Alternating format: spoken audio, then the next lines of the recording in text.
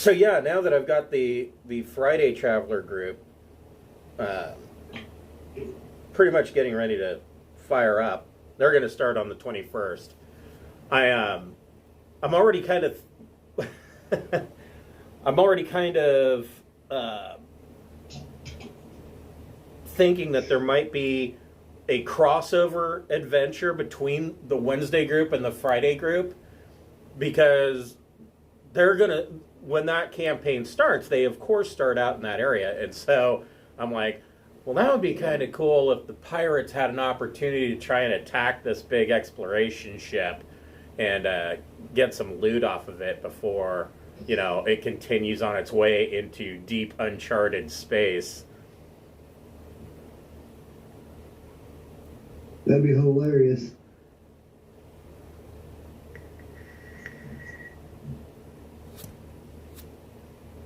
I always thought it'd be kind of an interesting thing if you had two, say four groups, people groups, and have one evil and one good doing the same campaign from two separate sides. Right. Yeah. Well, and I considered that too, because I mean, both of these campaigns are big enough. Well, shit. This campaign that we're doing for D&D is big enough that theoretically I could bring in at least one more group to each of these campaigns, and they would drop in, and it is big enough that there would be plenty of shit for them to do. But I decided not to do that because I want to save all of those major, story events to be focused to one group. Mm-hmm. I was thinking more like a homebrew kind of style where G.I. Joe's versus Cobra. Right. Well, it's funny. That would be. It's funny that you bring up G.I. Joe, because there is a G.I. Joe role-playing game now, and one of the new players that signed up for my Friday night group is actually running a G.I. Joe game, and he said that he really likes it. He said that it's that the role-playing game has that feel of the old cartoon. Nice. And I'm like, that's kind of cool, actually. I could see that it would probably get old fairly quickly, though, Well, especially after every combat, somebody yells out, "And knowing is half the battle." Right. Well, or that every combat nobody's able to hit anybody because nobody in that cartoon ever got shot. I think I actually went through the entire cartoon series, the original, and I counted 2 times where anybody got shot.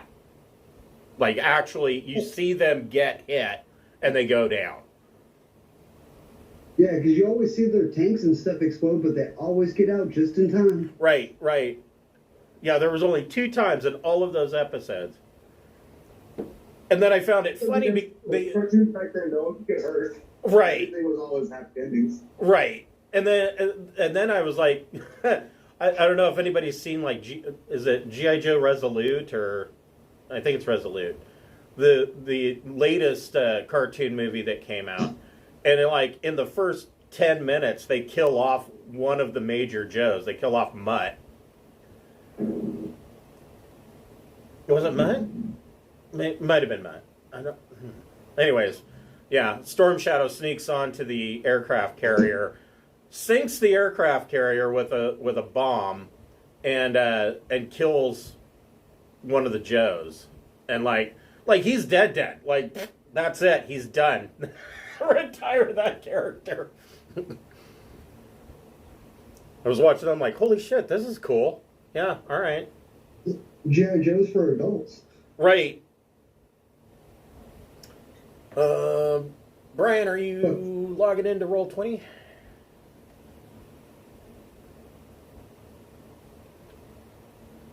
Yes, no, maybe. Did we lose Brian? Still looks like he's there. Yeah, the Friday night campaign is going to be a lot of fun. Oh, it's going to be a lot of work. because there is a framework. So there's a box set, and like there's 5 hardbound campaign books after the box set that kind of detail large plot points. And then there's a 6th book that's called Expeditions. It's basically a bunch of mini adventures that you can throw in anywhere. But that in and of itself is not near enough to cover the scope, because the scope is like it's like a 20 plus year in-game campaign. So it's like 10 years to get to this point, and then it's supposed to be 10 years to get back, and so there's going to be, and then when you look at the map, the actual official map, it's just black.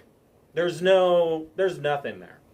So that means that I'm going to have to create all of these sectors and planets and whatnot, and I'm going to try to avoid, the old Star Trek idiom of, oh, it's Planet of the Week, but I don't know. There's going to be some weeks where it's just going to end up that way.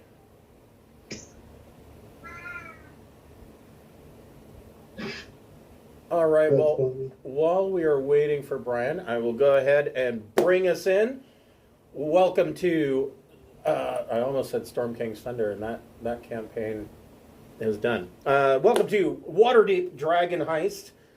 We will be picking up where we left off last week. The players are still looking for Floon Blagmar. They have followed the trail into the sewers beneath the dock ward. And, because every good D&D game, especially in a city, has to, at one point, end up in the sewers. This has always been a truth of D&D. When I was a kid, 8 to 12 years old, be like, oh, there's a sewer grate. We should go down in the sewer. Never did, thank God, but, yeah. There's probably adventure down there.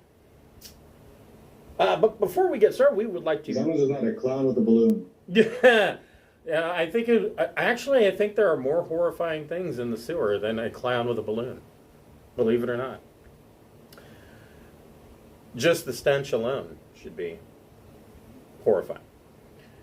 Before we get started, we would like to thank a friend of the Greenwater Guildhall. None of these are sponsorships or partnerships of any kind. We just really like their products. If you're watching on Twitch, scroll down. You should see some tiles there.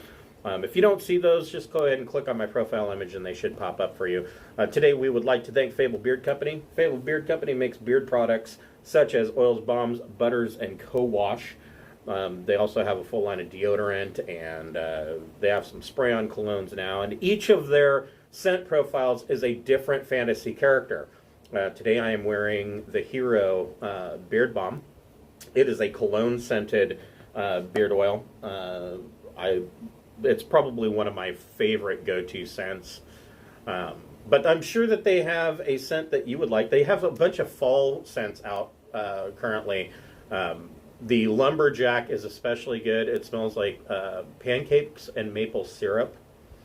I would say that the Lumberjack is probably the scent that I've gotten the most compliments on. Everybody's like, oh my God, you smell like pancakes.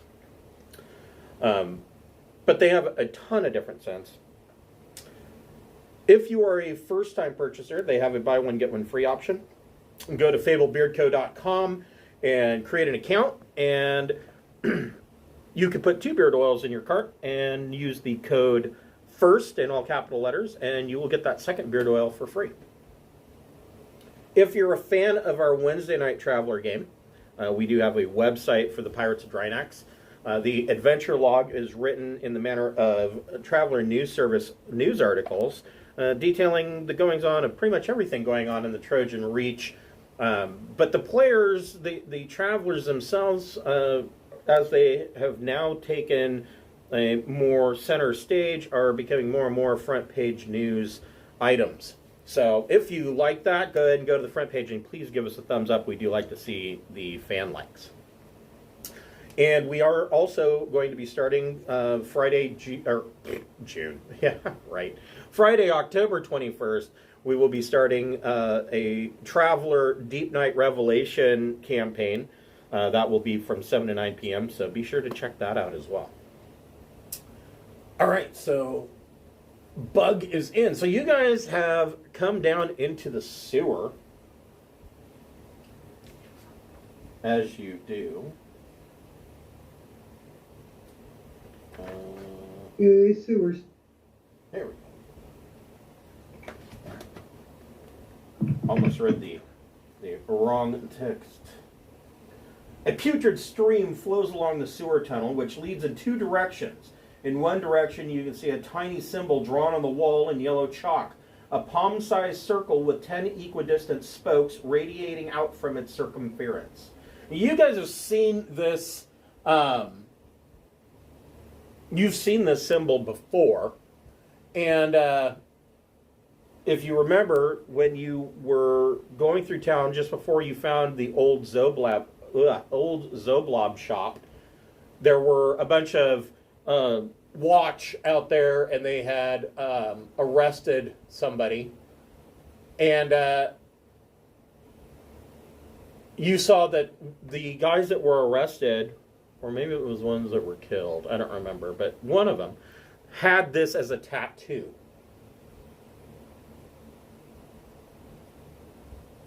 And I just realized that I might have screwed up. Hold on just a second here. Let me fix something. Huh, yeah. I did.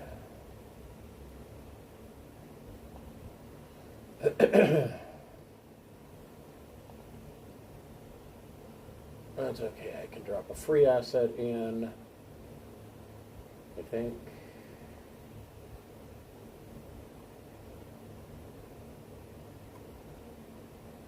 That works.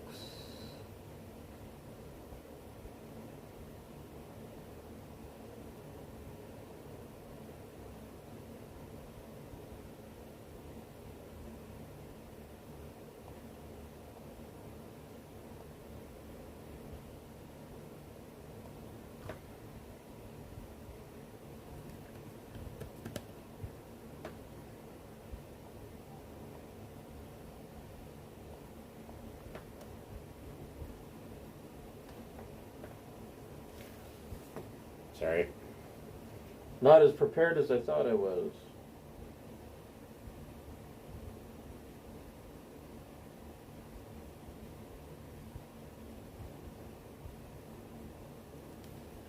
Free inspiration for everyone.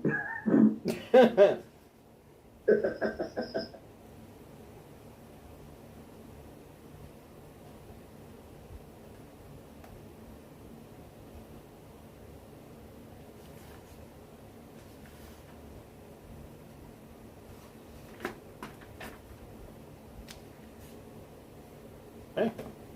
That's why it isn't in the. That's why I fucked up. Is because it's not in the Munch manual.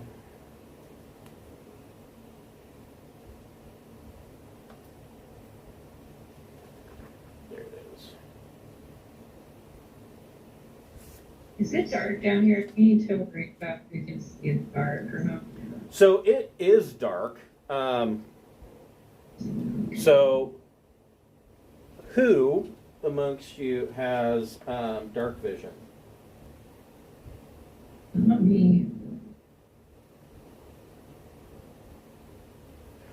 So Don't slub. that is an issue. So I can light my candle. So yeah, do you want to light a candle? You could cast light if you have it. I don't think I do.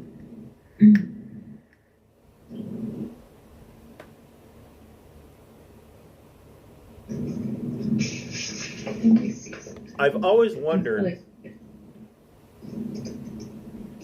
I don't remember. Is light a cantrip now?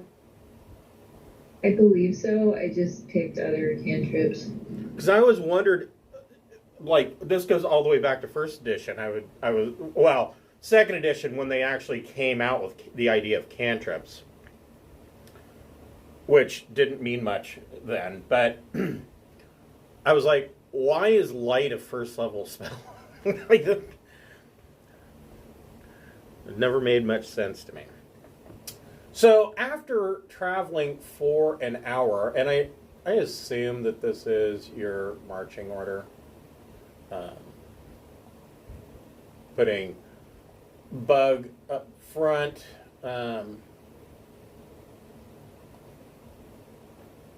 with Twilight and Empa King in the middle, and of course your caster at the back. After traveling for an hour, following signs through the tunnels, you come to a three-way intersection where a ladder leads up to a stone shaft. Oh, actually, hold on here.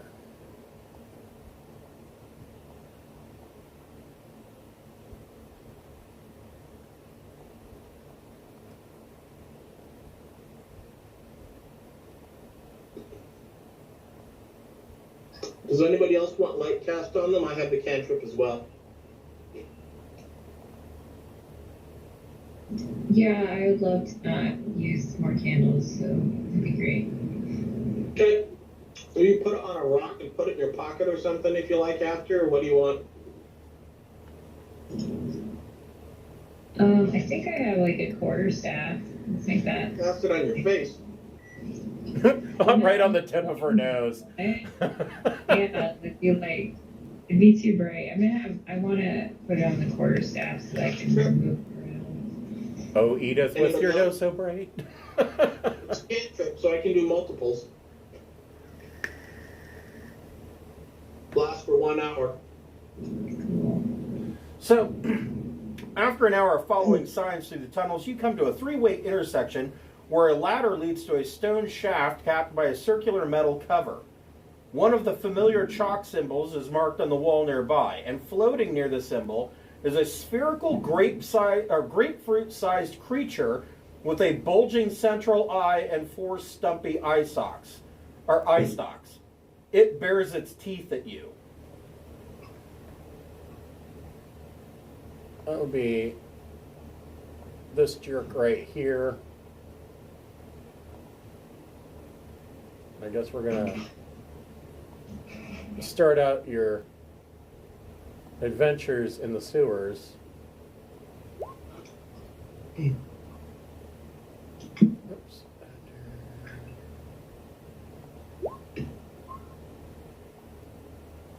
First time using the in-app dice, last time using the in-app dice. Well, you might try. I don't know. I don't know what it is, but I have found, and I've only tested it like with maybe 5 to 10 rolls. I get better rolls if I turn on the 3D dice. Mm-hmm. It's weird, No, sure. but I don't know. Maybe I'm just. I don't know. Maybe it's a coincidence, but I noticed that the rolls seem to be more consistent.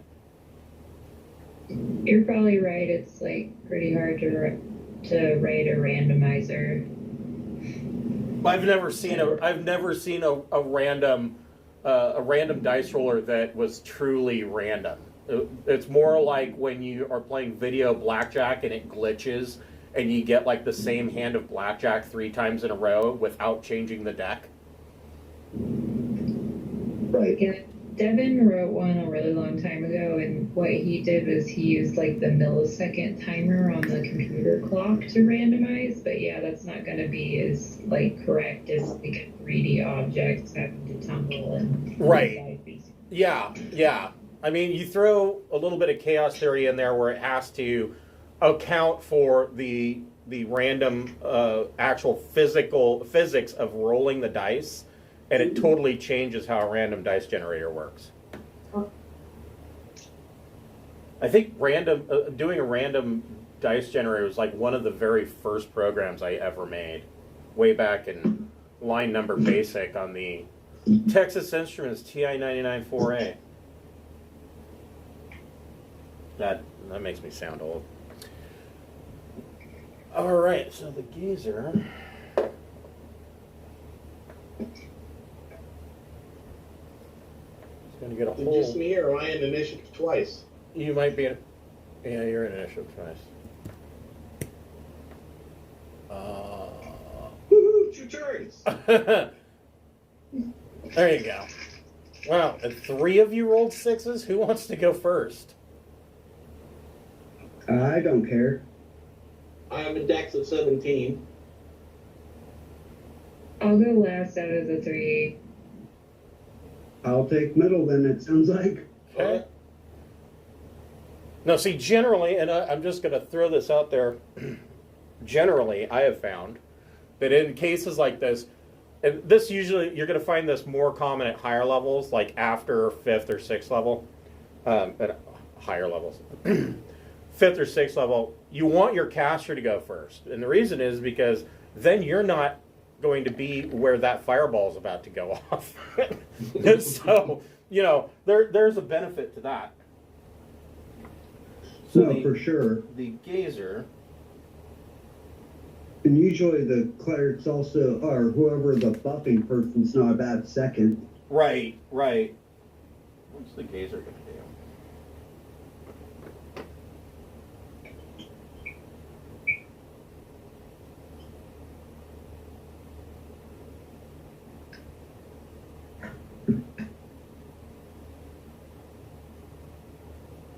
The gazer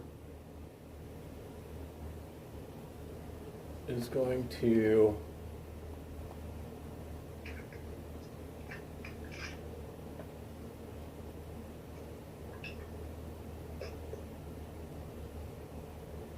go there, and he's going to, from one of his eye stalks, he shoots out a dazing ray at Bug. Bug, you need to make a DC 12 Wisdom saving throw.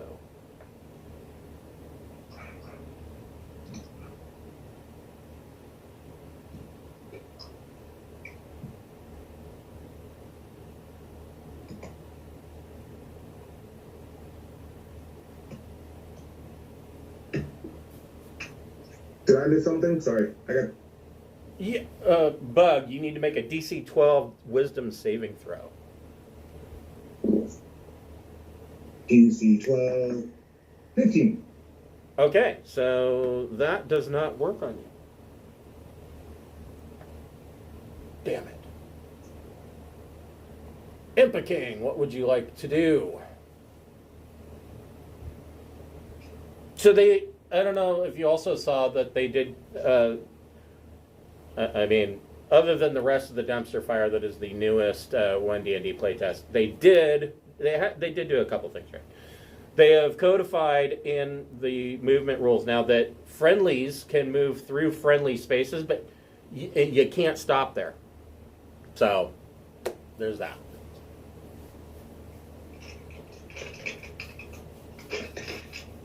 Can I see the eyeball-y thing from where I am, or do I have to move to get a line? I think you would have to move. You did see that a ray of some kind missed Bug, or hit Bug, and Bug is like, haha. When you pass Sparkle, she requests you go ass to face instead of crotch to face. She's only 4 foot, so. Well, I'll. You never know, ask them out. If I'm standing in front of Bug, am I within melee of the eyeball? Let's see. Oops, wrong one. There we go.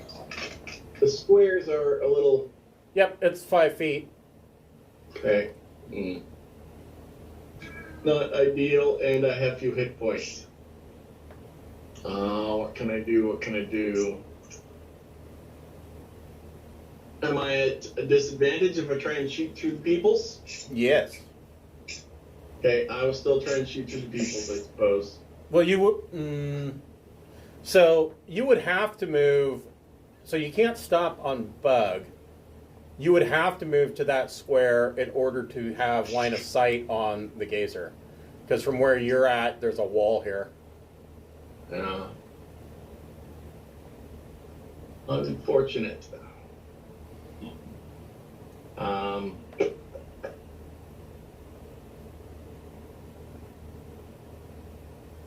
Okay, we'll wing it. I'll have to move here, and then I'll shoot the thing. Okay.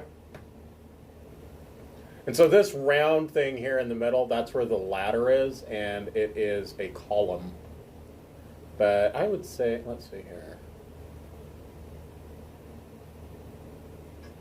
Yeah, you can get just around that column and get him. Okay, let's do this. 18 to hit. That hits. +2 thunder. Okay. Then I'll finish my move. There. All right. So, Actually, there. that kind of smarts. Okay. Sparkles of the Twilight. What would you like to do?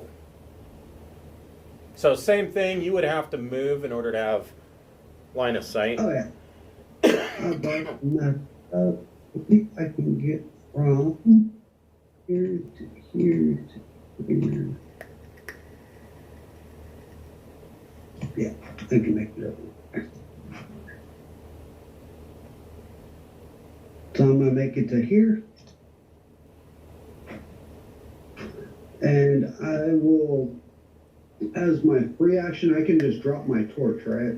Yes.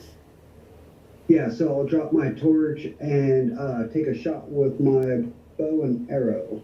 All right. My long bow. Yeah, let me... Yeah, you're 10 feet away. Oh, are we going to start your combat that way? All right. Critical, double damage. I'm glad. I am glad that we're back to normal critical rolls. That was. And we're critical in everything, correct? Yeah, everything's doubled. All applicable damage. 16 total. Oof. So. And when I, No, go ahead. I was gonna say when I hit him, I'll activate my favorite foe. Well, you don't really need to because he dies outright. Your arrow goes The hit. right into his central eye and he drops to the ground. I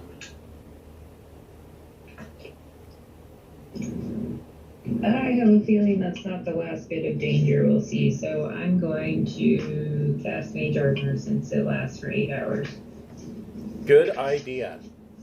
Okay. I mean, quite literally, any mage, I mean, right when they wake up from a long rest, should cast Mage Armor. I mean, Honestly, I thought you already cast it last time. yeah, that's true. You still had Mage Armor on since you were when you went into the warehouse. Okay, yeah, because we only walked for an hour around. Okay, never mind. Okay. All right.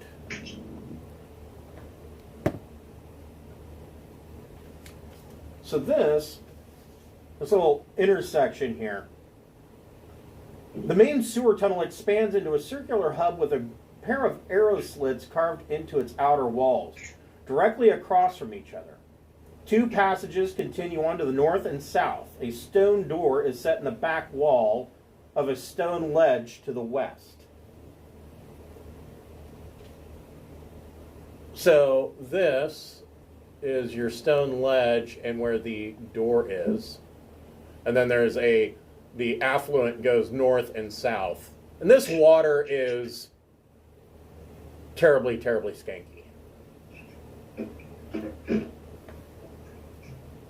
Can I examine that stone door? Yeah.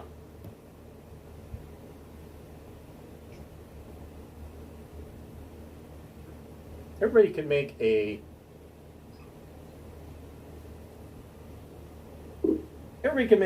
perception check. Perception, you say? For 21. Wow. I rolled a crap today. 16 and a 21. So you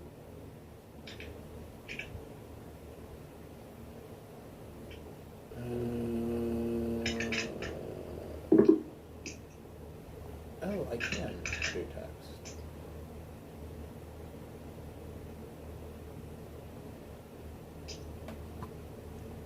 Can I make it bigger? And contrasting color. I will be back in just a moment. That's better.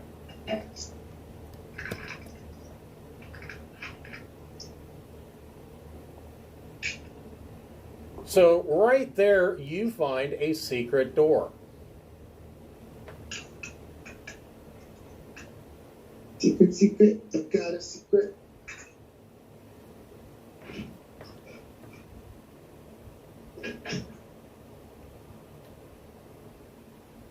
Do we want to go in said secret door? I don't want to go first. Do we want Bug to go into the secret door?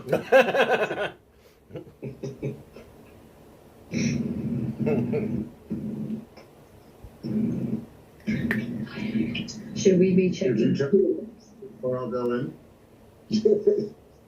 So yeah, in this four-way, you see that there is a arrow slit here, and there is an arrow slit here. They're kind of pointing into this, into the circular hub area.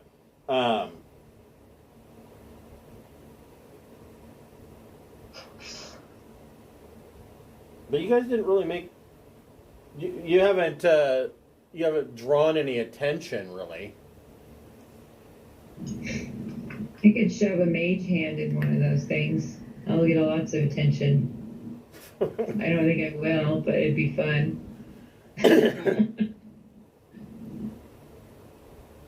Give somebody a reach around. So yeah, I mean, so you've got this. You've got a secret door to the east, and you got a regular door to the west. You've got affluent that goes north and south. We just need someone brave enough to go through the secret door first. If you tell me about the secret door, I'll do it. Well, There's a secret door. yeah, I'm sure. Oh. I'll go through it. Okay. Thank you, young man. Bug Dub Slug is brave. Okay, so Bug goes through the secret door. Bug, make a stealth check. Shit. I'm not sure what kind of armor you're wearing, but remember that. Disadvantage on it because of my armor. What kind of Which armor? is weird because. What the hell am I wearing? Chainmail. Yeah, I do think chainmail has disadvantage. So, It says. So it's chainmail and not a chain shirt, right? yeah, chainmail. Yep, you're at disadvantage for stealth checks. Which sucks because the bugbear actually has like proficiency in it and they're supposed to be good at it. And I got an extra point to it, but, armor. Alright, well, let's see how this goes. Why? Did you roll a 1? Well, one of them did. Okay. The other one was a 19. You make enough noise that both goblins wake up. Oh, you guys can talk to each other. Cool. Well, there's one in here, and there's one up here.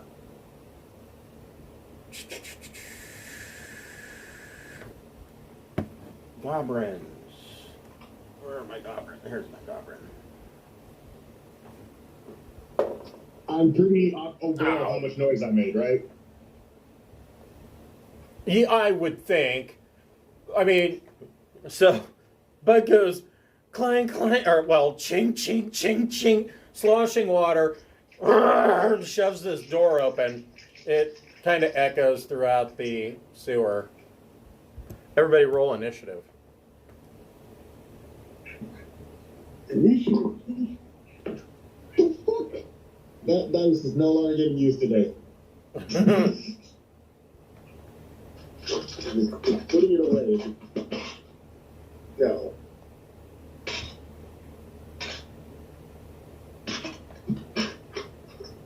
Gave it a chance to redeem itself and work another one. Had a whole plan. All right. So, Empiking, you can hear the sounds of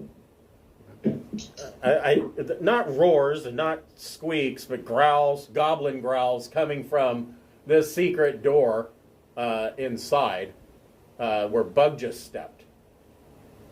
What about Q2A? Can I tell there's a goblin there? Yeah, you are aware he hasn't done anything yet, but you can see movement on the other side of that that arrow slit, like something's back there. Where would I have to stand to shoot that goblin? You could get him right here if you took a 5-foot step. Okay, I will shoot Q2A goblin. Okay. Will 14 hit? It does not. Hmm.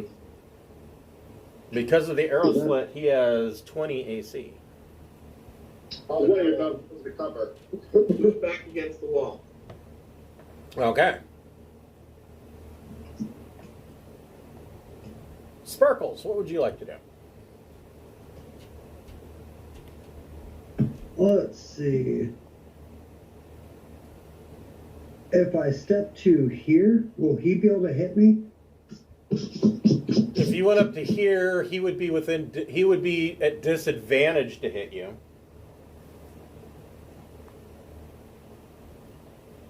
But I'd be at disadvantage to hit him, right? Correct.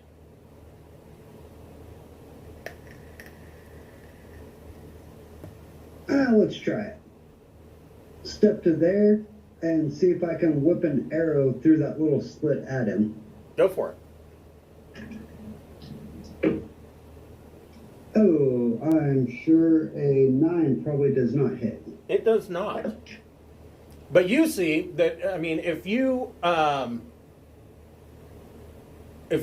suck in your stomach, you could sideways get, shimmying through this arrow slit because you're small.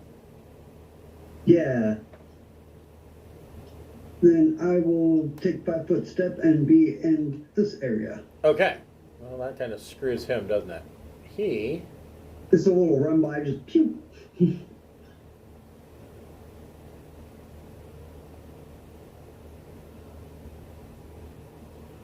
He yells out, "Briark!" and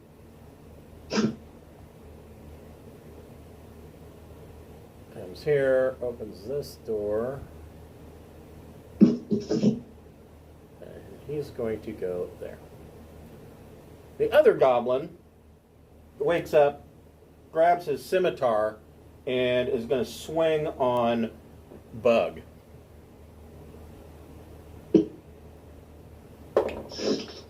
Nat 20. Dumb bitch.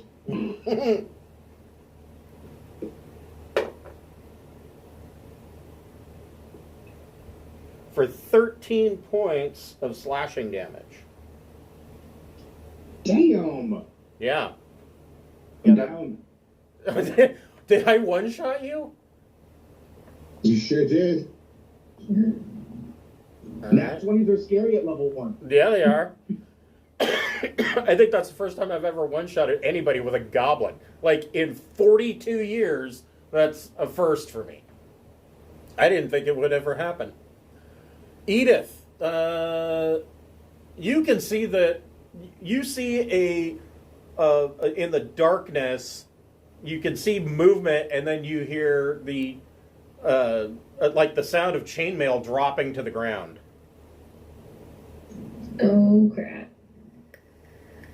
So I turn and I see the goblin down the hall, I assume? Door's not open yet. So Oh. so this door, you're still up against a closed door here. The secret door is open. Oh. Oh, okay. I thought the door I was next to was the secret door. No. Okay. Where this red S is the secret door. Oops. Oh, that's the secret door? Okay. And I would think that your light would go far enough that you could see that Bug has dropped. Okay. Let's see. I am gonna go ahead and cast Ice Knife on this thing. Okay. So you're gonna cast Ice Knife on Bug. Oh gosh. Okay. I see. I got mistaken. Okay, so I can't see the thing over there. Yeah, he's just up. Yeah. All right. I got mixed up by everybody's tokens. Okay? Right. Okay. I was like, oh. All right. Make sure Bug stays down by hitting with Ice Knife. Yes. Yeah. Keep your head down, buddy. I'm doing this for your own good. That we can thaw him out later.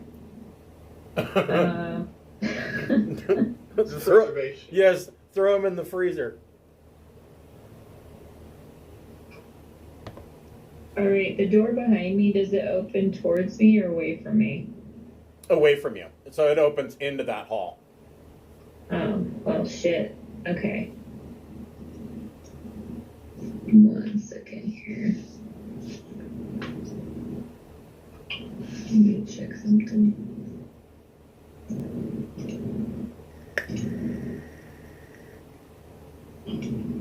Okay. So I can move down to here, I think, and then I think I can cast Grease on a square that'll encompass the walkway. It should kind of make it hard for everybody to get to me. Okay, so you want to put Grease up here? Is this middle thing water? Yes, this is the affluent. You're standing on a stone ledge. Okay, so I can't really do that either. All right. Well, I guess I could do that for when the door opens, right? Yeah. Okay, so that'd be like it's kind of gonna hit the walls. Yeah, I guess. fine. Or All some right. grease will float down the poo river. Greasy Poo River. Notice. Yeah. Okay, so there is Grease. I can't do anything to save Bug, but yeah, if I could, I would do that instead. All right. Bug, make a death saving throw. Son of a... It's... So you failed? First one, yeah. All right, so that's good. Right? There's no, like, adding anything to it? Nope. 10 or better succeeds, under 10 fails. All right, I got my first failure. All right. Bug, Dub, Slug. Not having a good time with this adventure so far. Give me 1 moment. I'll be right back. So I can get Bug up by giving him 1 hit point, but then he might get smacked by the goblin again. So don't worry about Bug. I'm gonna do a perception to see if I heard Bug go down, or that was that Emof? What's your character's name? Empakine? Infa-King. I will see if I can hear King say anything about Bug going down. So I'm going to try to justify going down and saving him. Because if I can get there and I can cast, I can get him all the way back up on his feet. Okay. I'll do a snail's move. Has anybody else seen the D&D movie? I did not see it. The movie. The trailer, yes, but not the movie. No, the previous one. Oh, yeah. Hold on. Here, I'll paste the YouTube clip of what I'm about to do.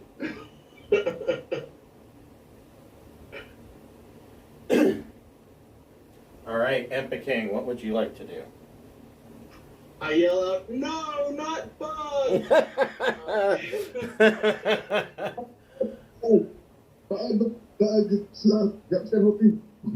Now, if I move here, can I see the gobby? Yeah. Okay, I'll shoot that gobby.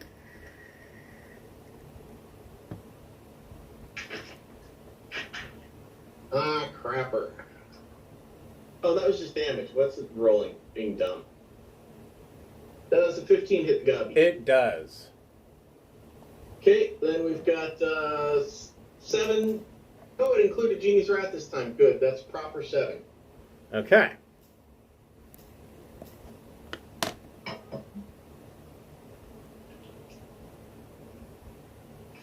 Oh, and the gobby goes down.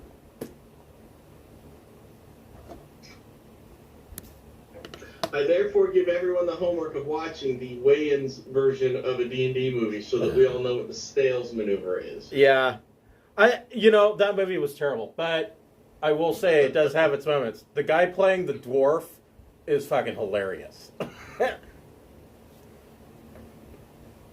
Dwarf's scared of horses, okay?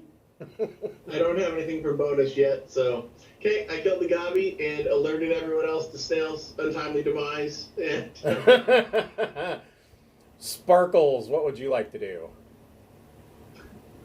No, not my best friend. He can't die. I can use my movement to get to here. Double check.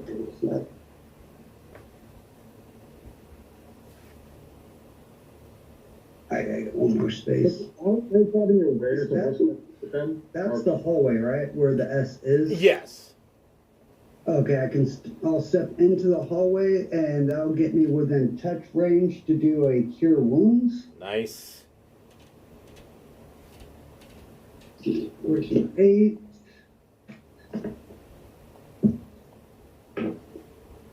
Uh, 6. 5 plus 1, 6. So, Bug has 6 hit points. Mortimer, we're back. And then as a free action, she'll kick him and be like, "Don't scare me like that." Doing 1 point of damage. She just rattled my armor. The goblin. I gotta.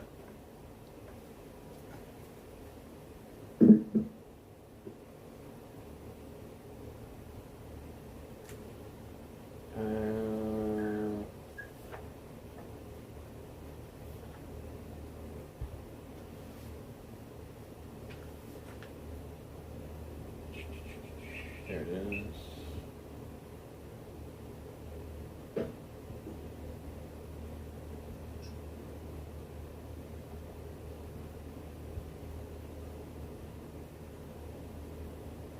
So it is difficult terrain unless he stops there.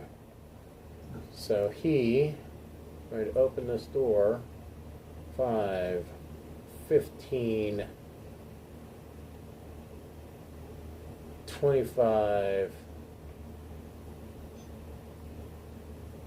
30. And he is going to swing his scimitar on Edith.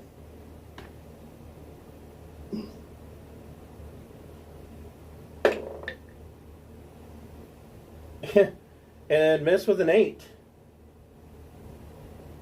Oh, you're so lucky, Edith.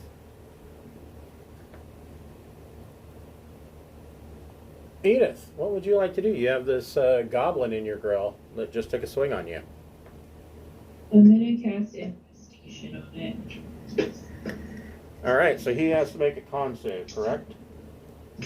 I don't. Yeah, it is. He gets a 15.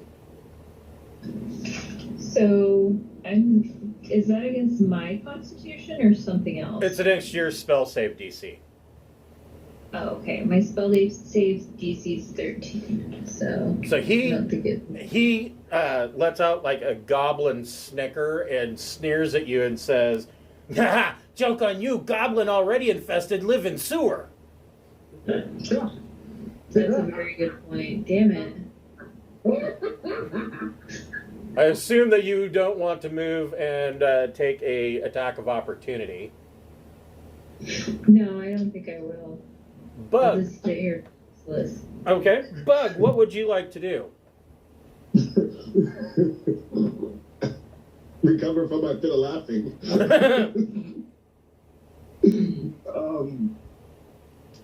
Am I aware of anything that happened while I was down? Well, yeah, you can see what's going on because Edith has light, so you could clearly, over Sparkles, who's only 4 feet tall. And keep in mind, the affluent's like 3 feet deep, so Sparkles is covered in shit water up to his neck.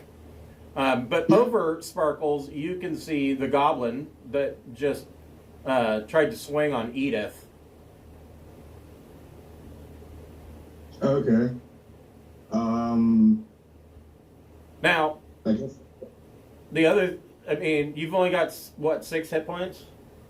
Yeah. As an action, you could lay on hands on yourself, assuming that you have some left. I don't think I do. I've used it. We rested after that bar fight. Yeah, we rested after that bar fight, so I would have it, yeah. Yeah. We don't have time for you to touch yourself. Yeah, and I'd rather see about finishing this fight off. Bug, gross. Hey, I'm doing lay on hands. I'm gonna. Okay, so I have to literally step into his range to be able to do something to it. Yeah, literally 10 feet, and you can swing on him. Yeah, but I can't stop where King is. No, but you could stop. Yeah, right there. So could I move to here without getting an attack of opportunity, or walking past it would give it the attack of opportunity? You're not moving through his space. Okay. Then I will move to there so that I'm not in his range. Okay. Get out of that thing, whatever. And I will swing my maul.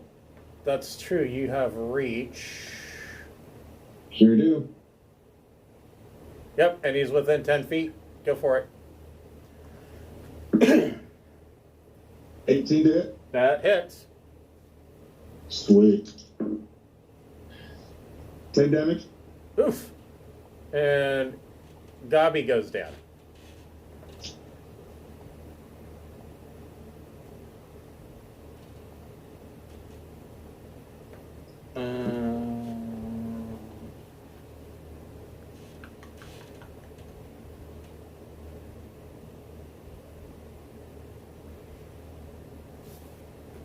Off of these 2 goblins,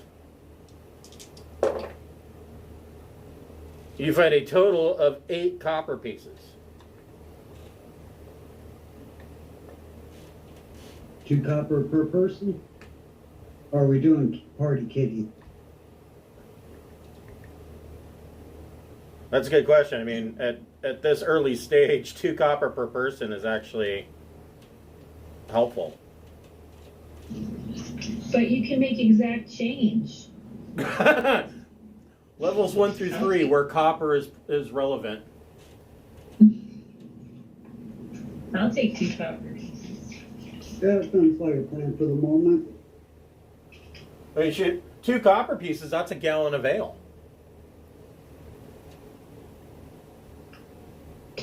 Although I think, oh no, I'm sorry.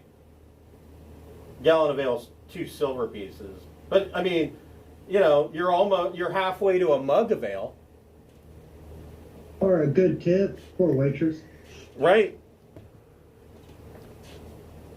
She's got doppelganger children to take care of.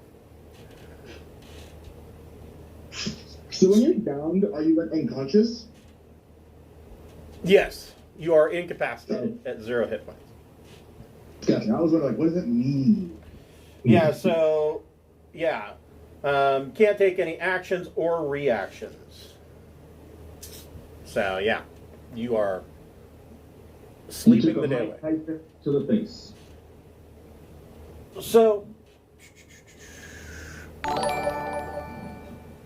what the hell is that?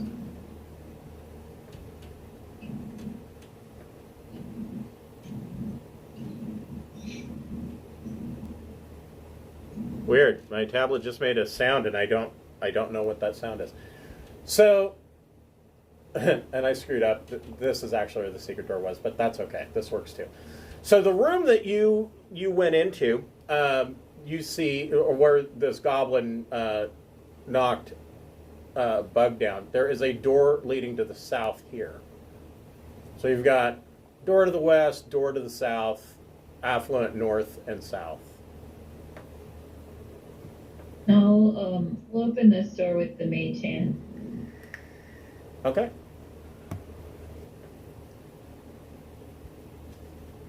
So opening that door. Bug, are you still hurt? Yeah, I only have 6 right now. 1 second. I will apply with my usage of healer's kit on you.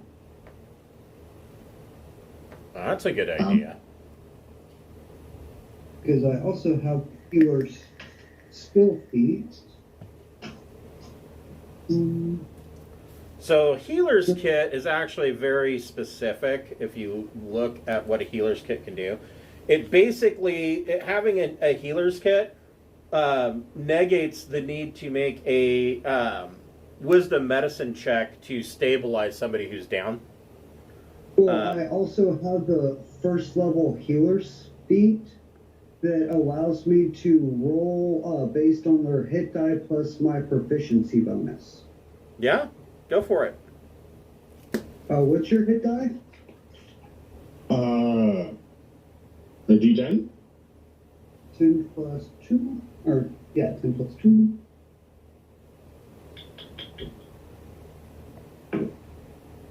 Six more.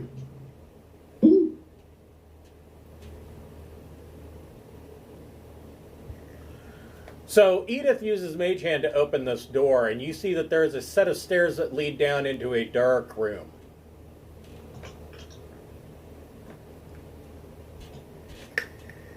I will tell people I see a set of stairs in a dark room. I have dark vision, so can I see anything up to this point? No, you don't. I mean, you can see that it goes into an open or a larger area, but you don't see any hostiles. Okay, I will tell them that I don't yet see any hostiles.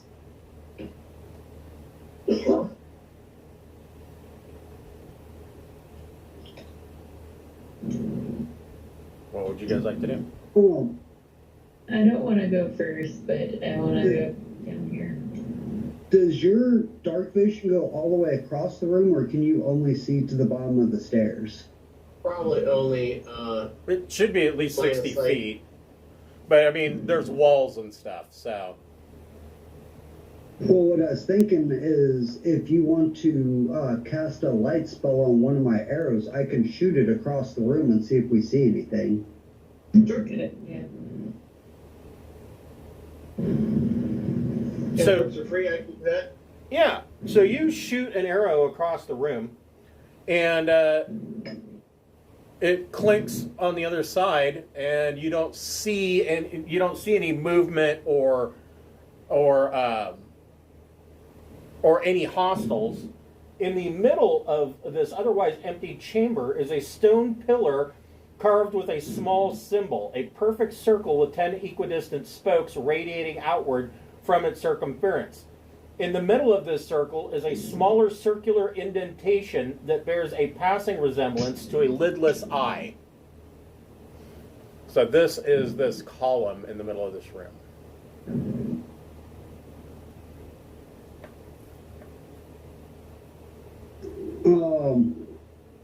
Oh, I could use detect magic if you guys think it's a good idea.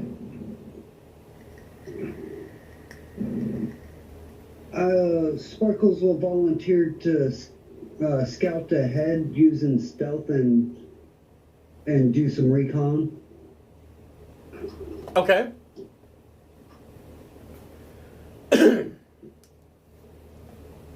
So yeah, Sparkles can make a stealth check. Get her down to like here, and let's see what my stealthy is. 13 plus 7, 21. Nice, nice. I'll just drop that right there. Oops. Yeah, I took my expertise in perception and stealth. So you kind of stealth your way down into this room. There is a door here to the east. There's a door here to the north. And there are a large set of double doors leading to the west. Hey guys, it looks like it's clear. There goes your stealth.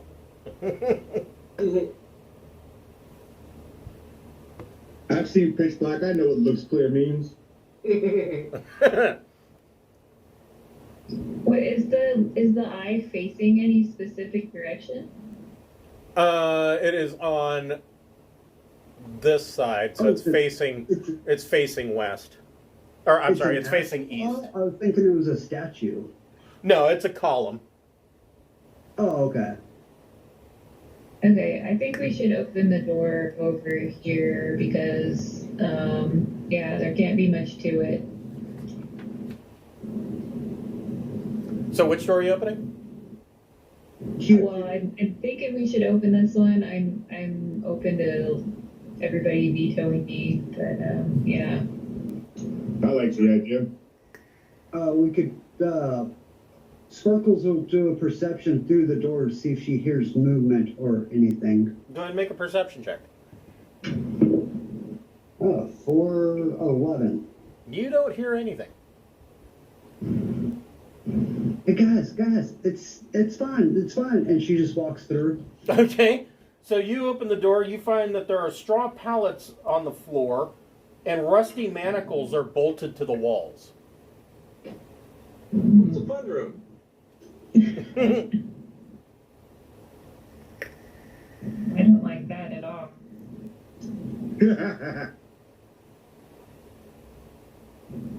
Well, yeah. Nothing good in here either. Okay, what about the other small door? Same thing in there. You see straw pallets on the floor and rusty manacles attached to the walls. Okay, do you guys think I should use detect magic on the column? Or does someone want to check it for traps, alternately?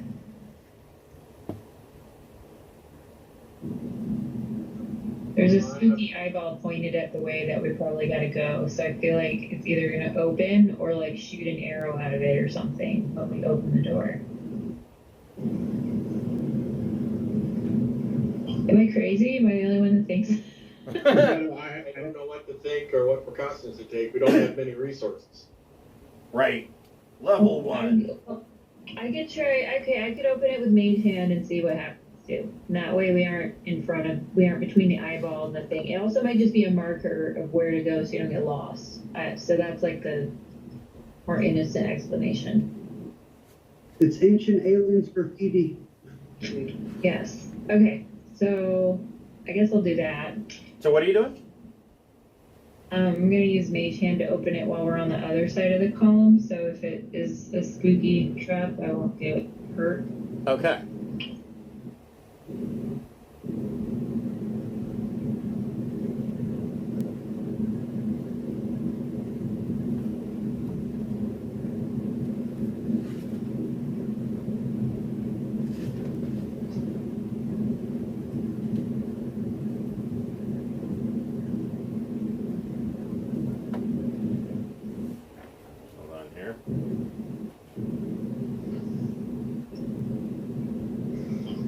want me to cast light on your next arrow too?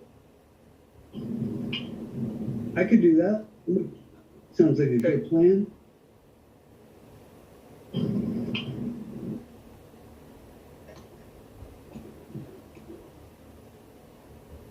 I color this arrow purple. Yay, purple. Ready? So regal. Maybe they'll think the arrow's a spell coming at them. When I shoot it, I'll yell Hadouken. Yeah.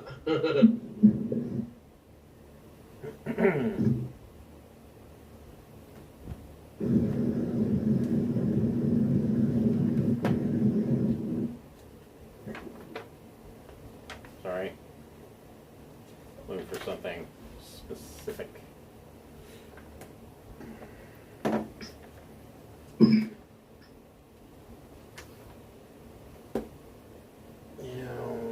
just gonna make my life easier. Wait.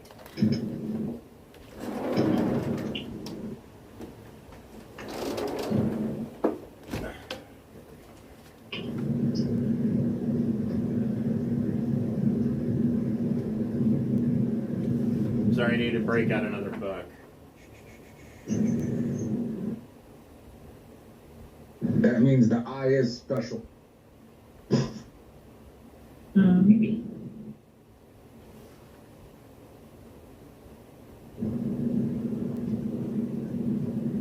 Come on, really?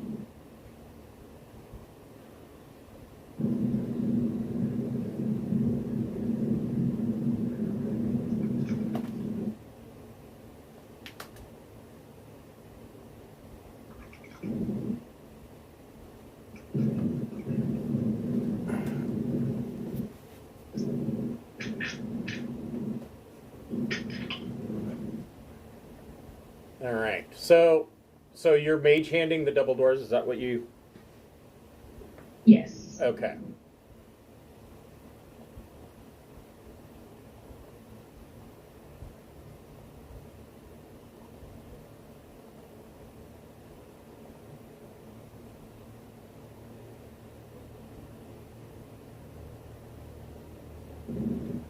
You mage hand the double doors, and you see. Threadbare curtains hang on the east wall of a long hall, in the middle of which a muscular half-orc in dingy robes stands with his foot on the chest of a male human with wavy red-blonde hair. Fire burns around the orc's clenched fist, and his victim cries and squirms helplessly beneath him. Seated on a raised platform to the south is a nightmarish figure wearing black robes. It has large white eyes and rubbery purple skin with 4 tentacles encircling its human mouth. It cradles and gently caresses what looks like a disembodied brain with feet. Oh, shit. Gross.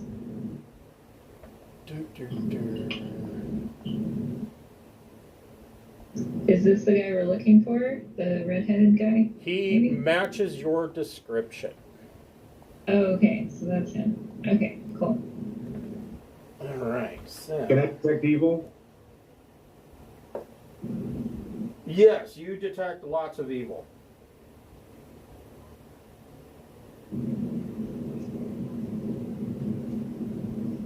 Must not Leroy Jenkins. Must not Leroy Jenkins. Okay, here we go. I look to the party and tell them all, there is much evil ahead of us.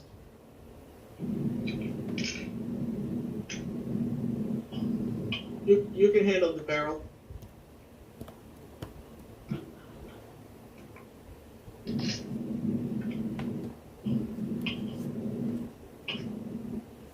I did not expect you guys to go this direction. Did we go too far too quickly? I wouldn't say that. I just didn't. This isn't the usual direction that. We took the scenic route. Right. Shit, I hope we didn't miss out on, like, goodies. The sewer goodies. Yay, sewer kitties. But we just want to go the odd way and end up where we're supposed to be. I think Sparkles is already up to her eyeballs in sewer goodies. Right? Well, at least up to her neck. Yeah, just get a butterfly net and you get all the sewer goodies you could not want.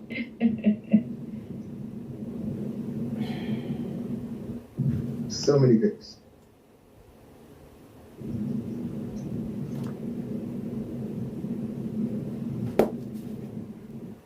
I know it's in one of these damn books.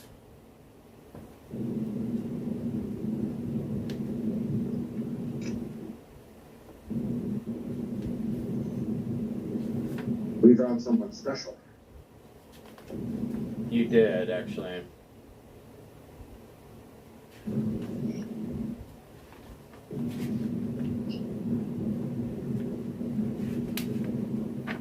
And here's one of the guys that I need.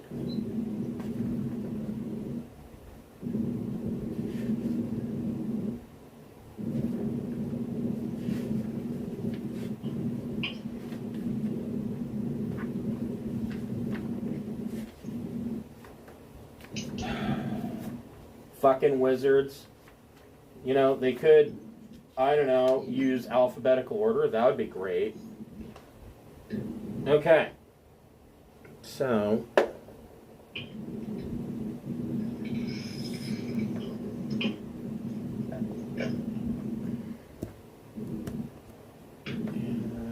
And last but not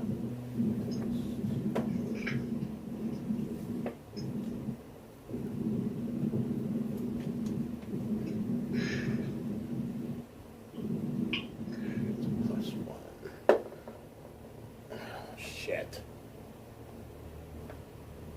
Alright, so did everybody roll an ish? Oh, Sorry. son of a... Pretty good niche. Can I cast Hex before an ish? No.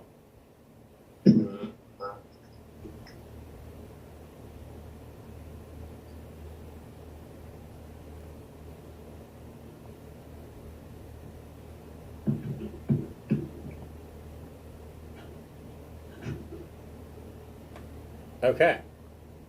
So, Sparkles, you see this scene playing out. What would you like to do? Do they notice us noticing them? Yeah, they are. They did not. The double doors opening up was not lost on them. Oh. 5 foot step, and I will whip a arrow at the guy in the front. Okay. And it's a purple light arrow. It is. And I will totally yell out Hadouken as I let it fly. I'm going to shoot a photon torpedo at you. 22. That hits. Does he look the most menacing out of the two I can see? Yeah, I mean, this guy here that's Floon. He's, he's on the ground, and this guy's got this half-orc has his foot on his chest. Oh, okay. I mean, and Grumshar, he looks fairly menacing. I mean, he's got his fist, and his fist is wreathed in fire.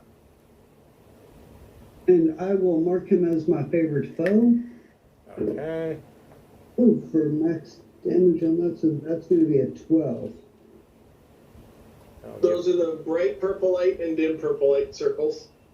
Okay. So, I'm sorry. What did you get to hit? 16 to hit, Yep. 12 damage. Oof. You drop Grumshar in one shot. Well, I guess he's not my favorite foe. Yay, photon torpedoes. All right. Did you want to use any more of your movement? Well, let's see, how far can I get? That's 5 foot. Sparkles will run over here all enthusiastic and be like, "Do you need help, my friend?"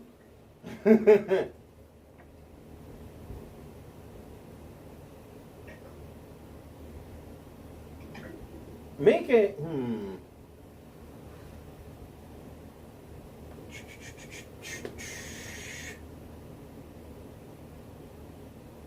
she's definitely the type to not think about running in to help somebody and then go, oh, fuck, what'd I run into? At least she survives it. Well, now. Oh, if she trips, she's gonna drown in shit. I'm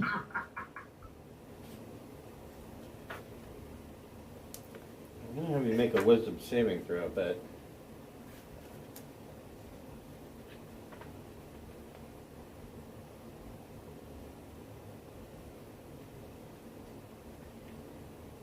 it's been a while since I used this mechanic.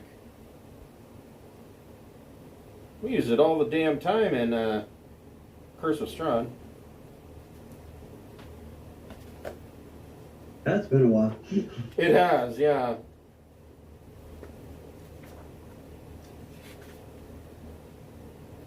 It's been a while.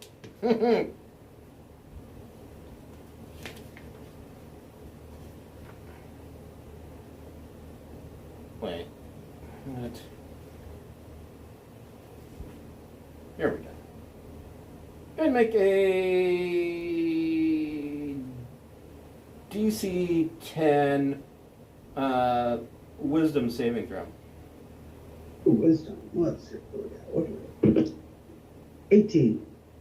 Okay, so you don't gain a short-term madness, but this guy down here, the guy with the tentacle face, is scaring the bejesus out of you.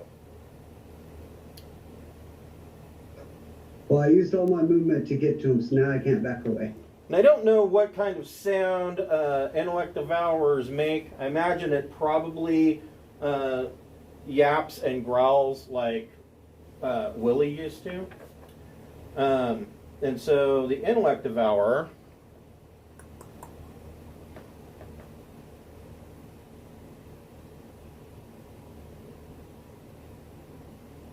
I'm like, are you okay? Oh my god, squid face!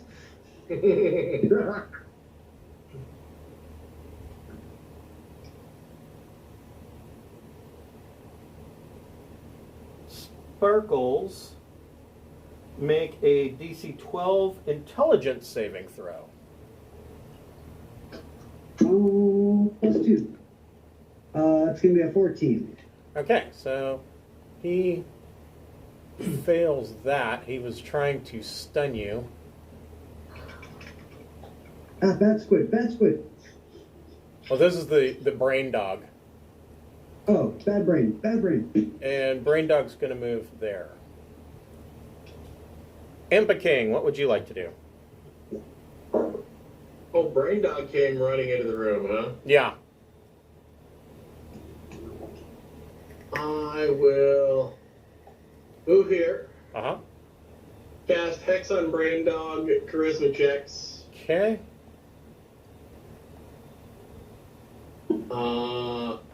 And blast it, I suppose.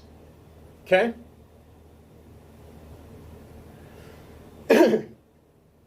23 to hit.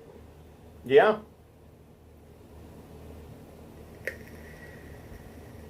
Plus dice 6, plus 2 thunder.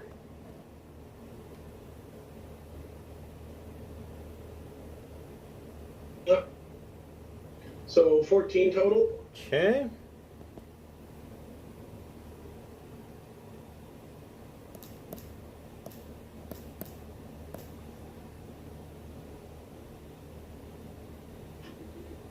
Okay. Then I will move back. I'm not behind the bug. Run away! All right. Nylor. I tell Bug, you have my permission to go finish killing that thing.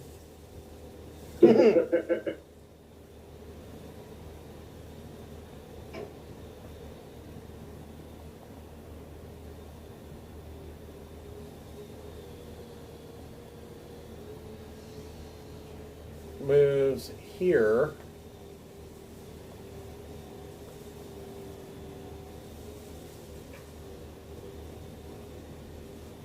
And he It is very specific.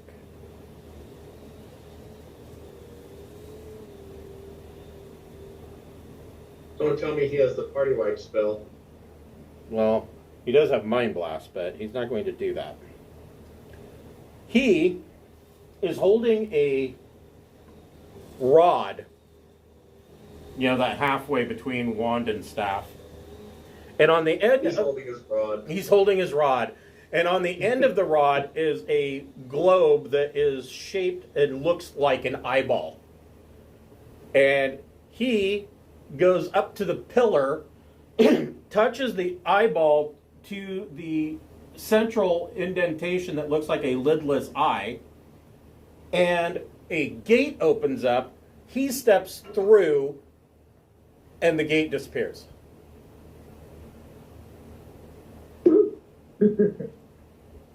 Better than him sticking around, I guess. Yeah, I don't think a bunch of level 1s want to fight a Mind Flayer. Bug, what would you like to do? Bug. You got an intellect devourer that's about to give Edith all the loves. Yeah, Bug will move to there and attack with the maul. Okay. Just have this image of Bug holding the very end of the maul with a very long arm and reaching out as long as the stick will reach. Right.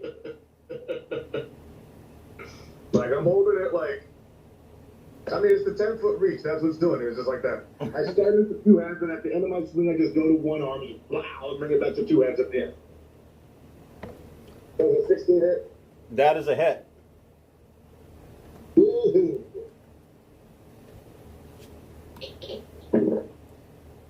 11 damage? Okay. So you bring the maul down, and Brain Dog goes sploot and is no more.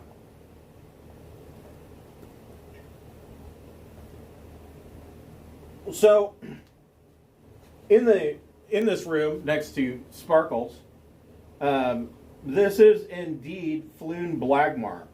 He only has 1 hit point left, and he has been down here being tortured, and he's looking at Sparkles and saying, "Oh, thank you for coming for me, thank you."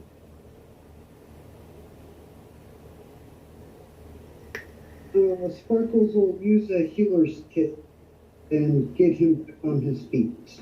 Okay. Would he be a D6 basic normal person? Yes. Actually,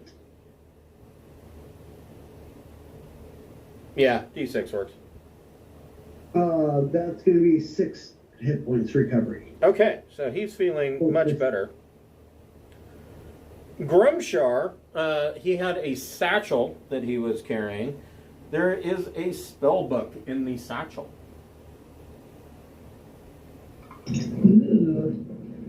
And these are the spells that are in the spell book. Burning Hands, Disguise Self, False Life, Shield, Unseen Servant, and Witch Bolt. That's a pretty good spell book. Yeah, for an apprentice, that's not too bad. I got And a copy of these in my own time, I think, so. everybody can make an investigation check. Well, who's our wizard? Me? Oh, okay. 13. Ooh. That's right, that's the warlock. Empeking got it. I got 14. What about Sparkles? 11. So, Empeking, you find that behind a stone chair in here that the Mind Flayer was sitting on, you find a unlocked wooden chest, and inside there are 2 potions of healing,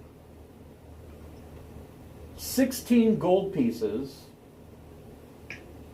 82 silver pieces, and 250 copper pieces. Oh, wow.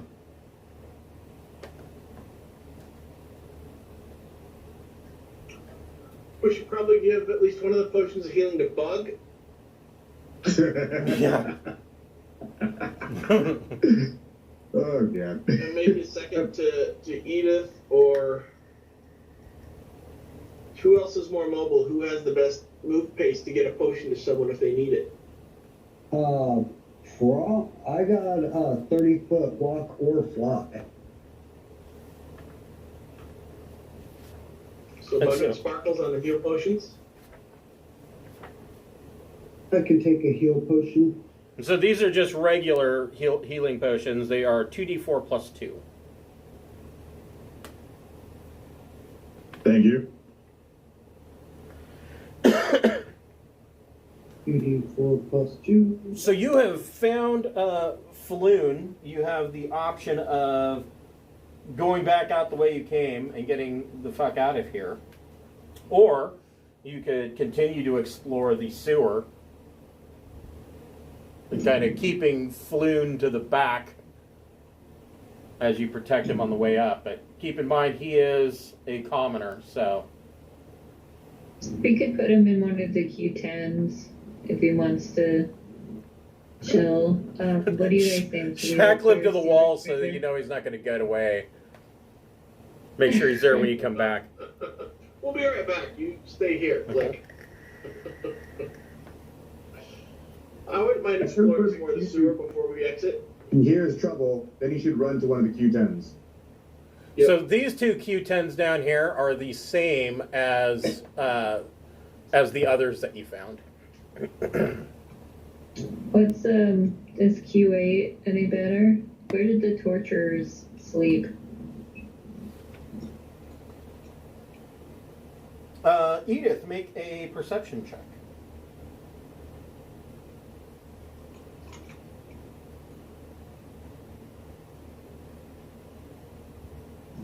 Got a 12.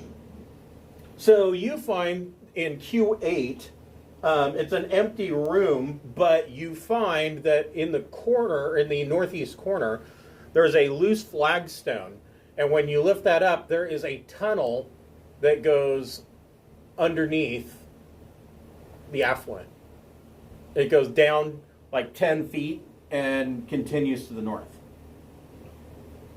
Sparkles is going to pull the glowing arrow out of the guy and get my torpedo back.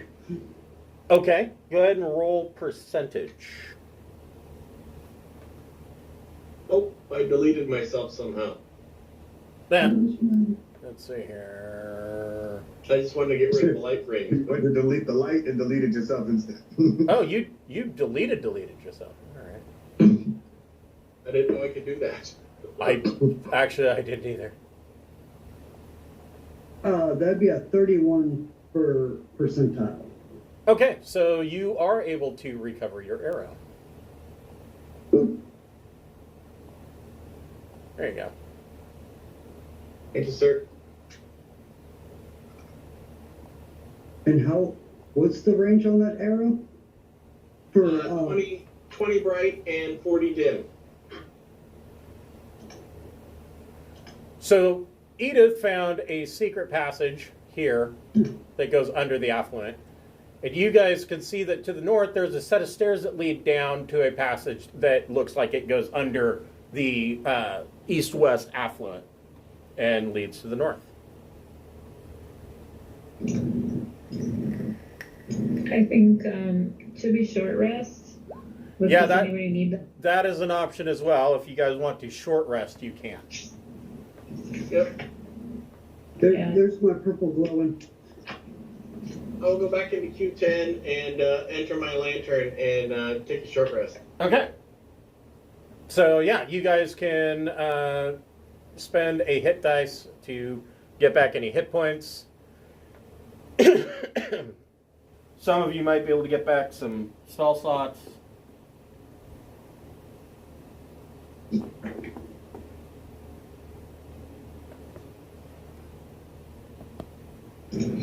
I vote we go through the secret passage, though. after the rest. I'm good with that. Short rest, that means, you said the arrow's good for an hour, so my arrow has turned off. Yeah. I can do it again after the rest. Okay, then I'll leave it on for now.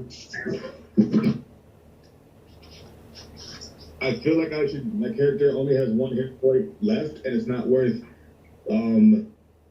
using the short rest. I'll probably just do one point of my lay on hands and stand guard while everybody else rests. Okay. It seems more in line with what my character would do anyway.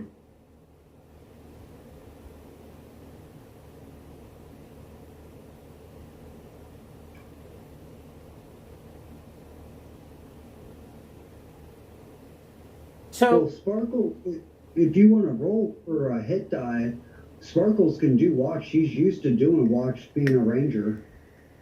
That's what she does in the wild.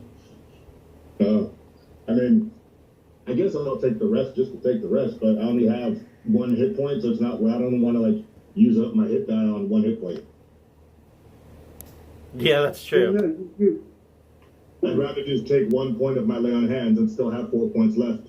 oh, I see what you're saying. I thought you were saying you were down to one hit point. I was like, why are you not taking the rest? You're gonna die. No. I'm only short one hit point. Yeah. Oh, okay. So you take the secret passage, and you find that this is somebody's cellar, and it comes up just like on the other side. There's a flagstone in the ceiling. You push it aside, and you come up into this room, and it is a cellar that is full of brewing supplies and barrels of ale.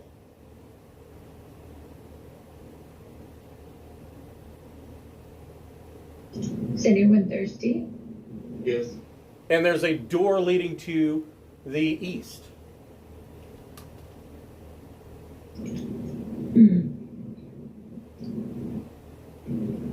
So should we go somewhere where it's like a house, or should we keep walking around the gross sewer?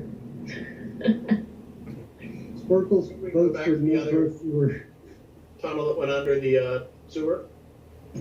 Yeah, we can do that real quick. So what did you want to do? We're gonna explore over like by Q5 and stuff before we go over to the other side of this seems like a way out, so. Gotcha. Okay, so who's going to be in the lead? I'm only going so far as my dark vision. Lets me see the end of the hallway. I I guess have dark vision too. I just have bad luck going first. Yeah, you. Sparkles completes and she has the glowy arrow. Okay. All right, so Sparkles, you get to the end of the hallway and you see that there is a door going to the west.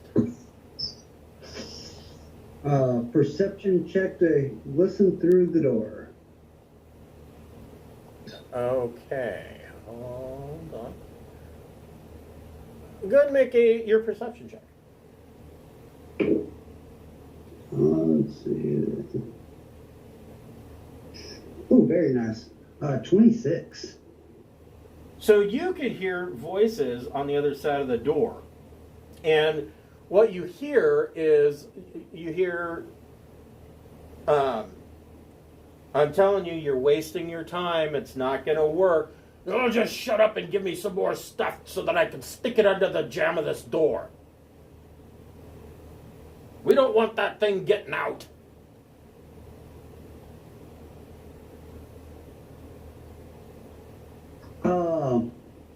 I will do my best to 5 foot step back and whisper that to the rest of the party. Like, hey, there's some stuff going on in there.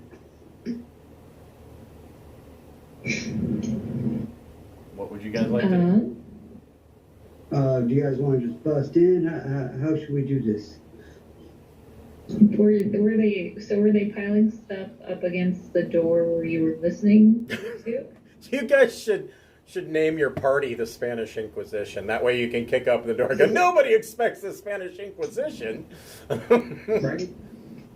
I'm okay with that. It sounded like they were actively like trying to block all the cracks and stuff. Someone's trying to get out. Maybe it's another little brain dog. Okay.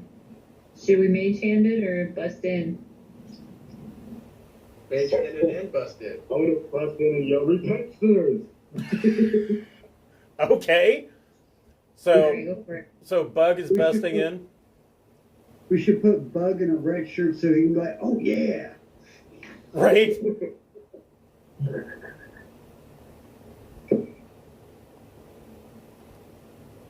Oh, wait, that's too many.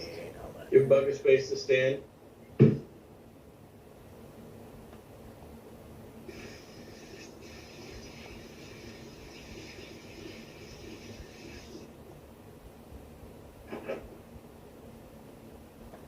Okay.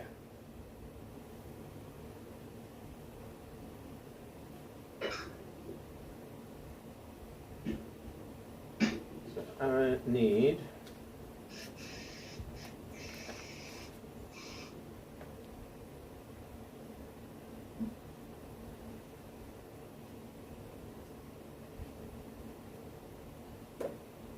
that guy. I need that guy.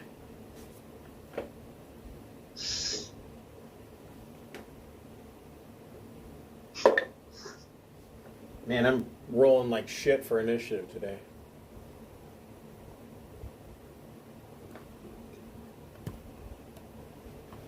And Oh yeah, do we need to roll new initiatives? yes. Ew, he did all right. I'm slowly increasing my initiative. But I don't think I'm kicking any doors in. When I say type. Yeah, I noticed that it sometimes does that if somebody else is typing an initiative, because, you know, we don't have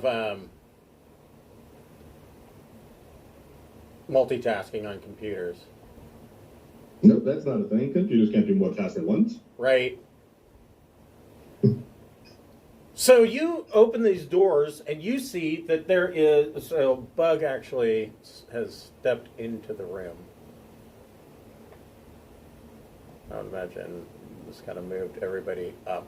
I opened the door, I kicked open the door. Right. And I'm going to say that because you kicked open the door, that Bug has surprise. But you see that there is a human bandit, and you recognize this guy. This guy is the guy that punched the half-orc in the Yawning Portal. He was one of the Xanathar Guild guys that started the fist fight in the Yawning Portal, and that decided to yeet their way out when the trolls showed up. In the northeast corner, there is a Duergar. And the Duergar has taken, like, tapestries off the wall and is sticking them in the crack underneath another door, this door here, that goes to the east. So, Bug, you have a surprise round, or a surprise turn. What would you like to do? I would like to non-lethal Krentz, Okay. like knock him out. After I yell repent sinner. Go ahead and make your attack. I'm going to cast Fireball non-lethally. Nat 20. Oh, shit. Double damage. Okay. I'm gonna non-lethal slap you. Oh, I didn't mean to knock out your teeth. And your eyeball. He's now deaf in one ear. He's missing an eye. Oh, he lucky. I didn't roll amazing. 16. So Krantz falls unconscious. You know, I forgot to add that I have an extra thing here for surprise attacks. Oh, that's right. I could have added another 2d6 to that, but I'm gonna not. Yeah. Yeah. Bug steps into the room and just kind of reaches out with the butt end of his maul and just cracks Krantz in the face, and Krantz crumbles like a cheap deck of cards. Empa what would you like to do? Let's see. Let me check my distance. Okay, I will move there. Cast Hex on the Durgar for Charisma. Okay.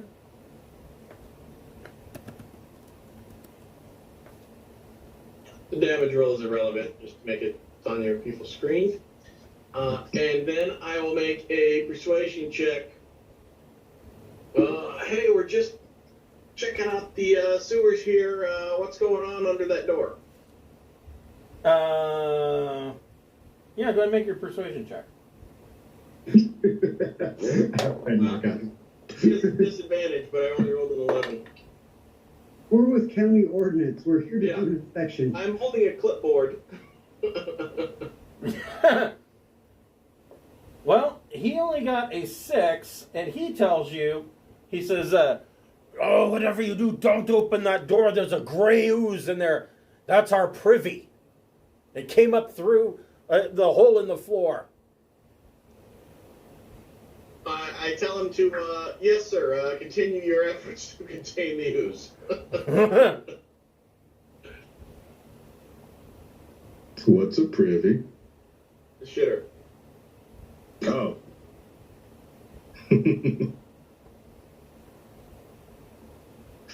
Apparently this Durgar has a British affect. Yes.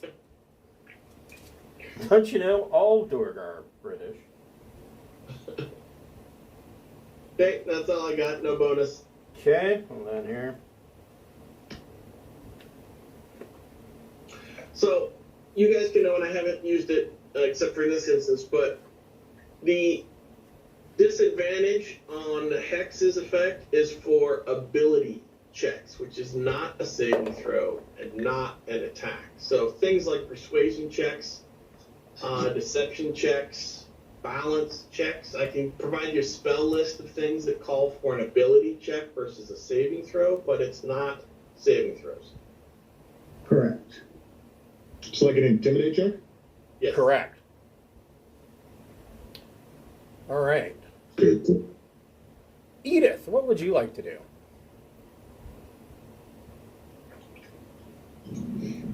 So is this guy hostile, or can we help him with the ooze problem? Because I'd rather not have an ooze. He is hostile. Can I try to persuade him not to be? Maybe we can all work together to contain the ooze. Sure, go ahead and make a persuasion check. Like, show me the ooze. Push him in the door and shut him. I got 13. He split disadvantage for his. Well, you shift him. You shift him to neutral. He never really cared much for Krantz, anyways.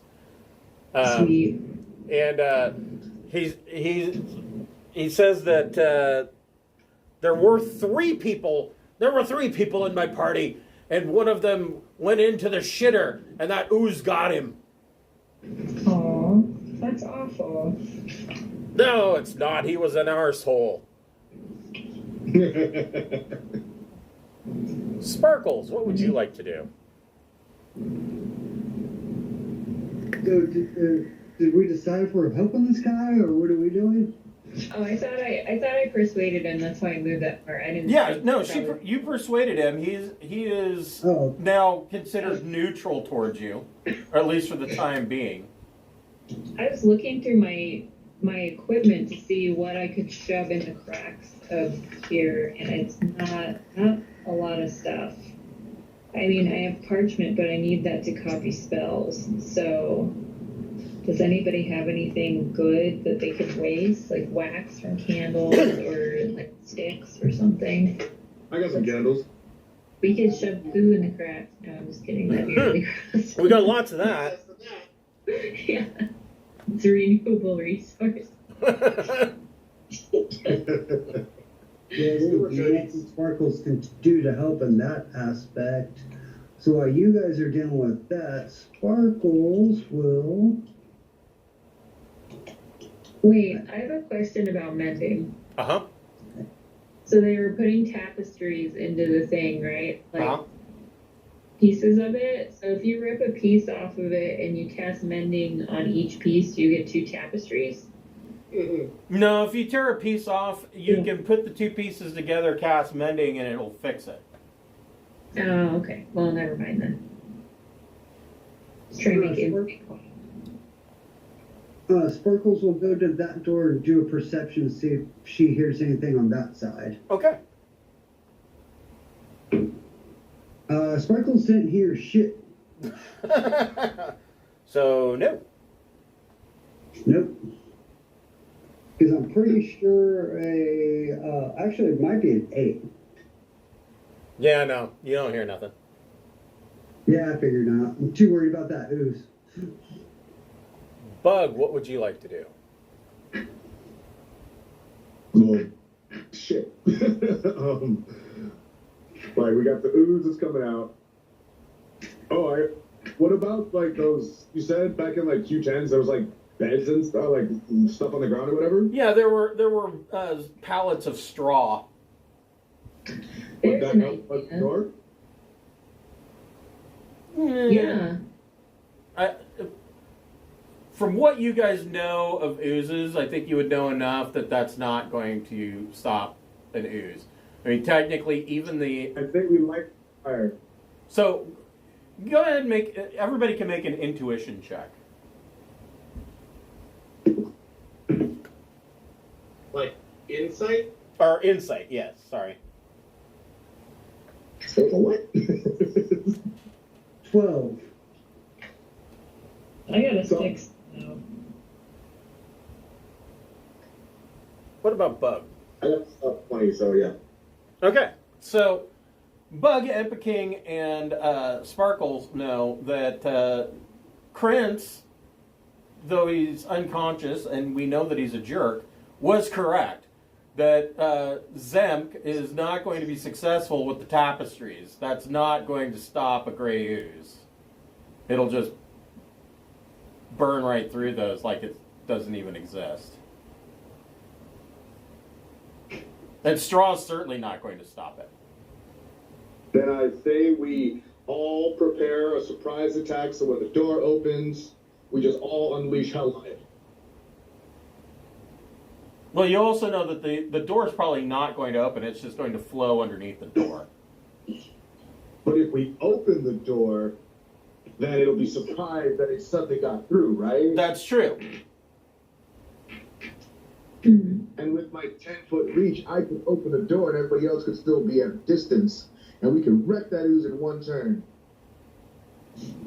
I could use Mage Hand too. That'll give us more range, but yeah, I don't know. Sure. So, Bug, you want to position yourself in front of the door to make your 10-foot reach into the toilet there? Attack the shitter. Let's warn this guy who's concerned about it won't be standing right in front of it, though, right? He should move somewhere. Yeah, he goes ahead and gets out of your way. You know, since you guys are the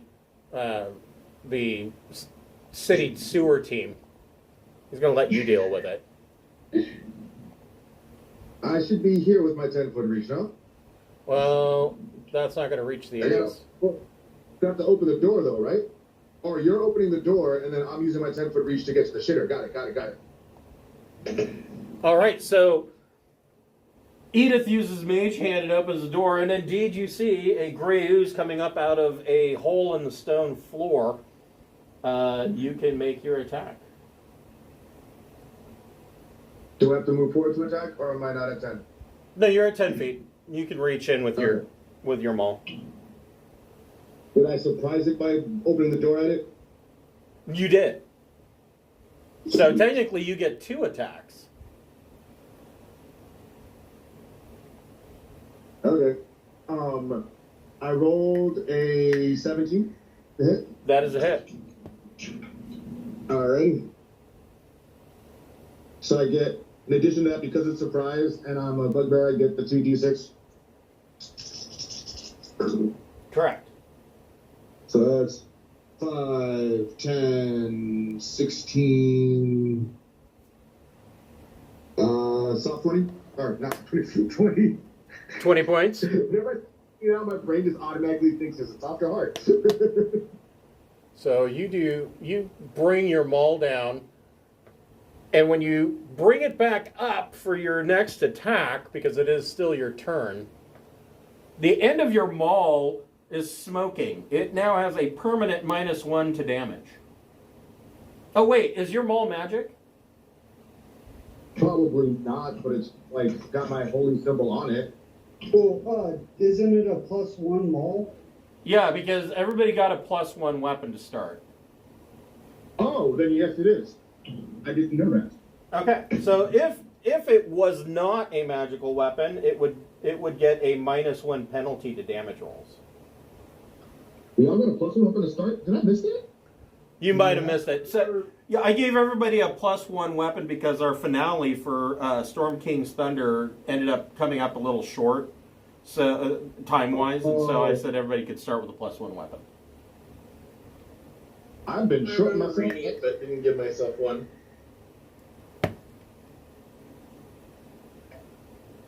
Because a +1 quarterstaff is just so useful. Yeah.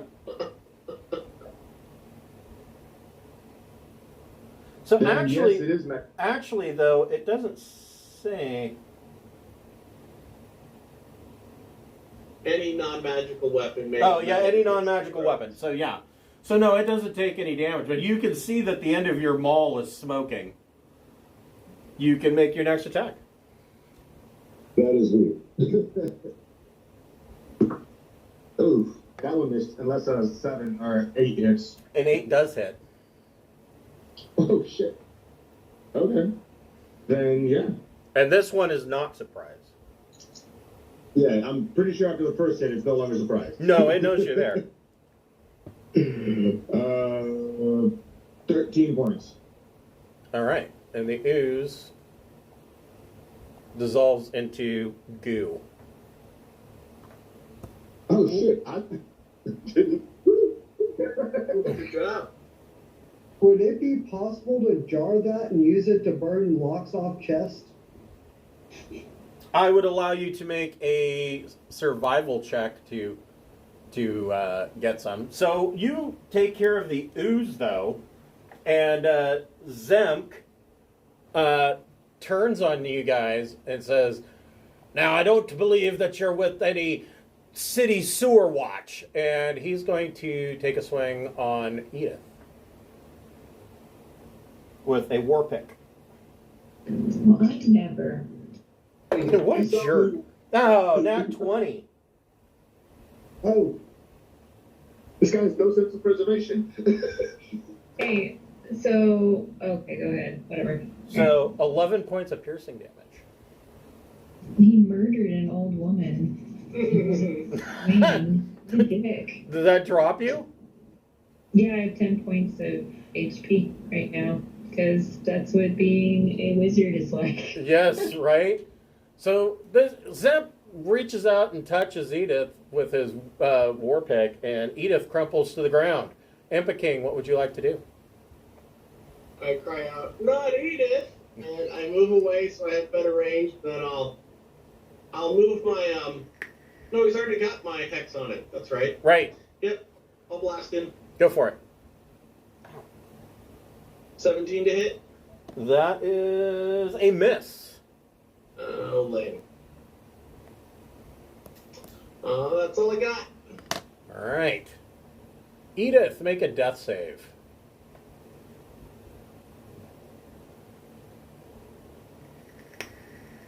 Ungrateful Durgar. Yeah, I they're- succeeded the first one. Okay, so that's one success. Sparkles, what would you like to do?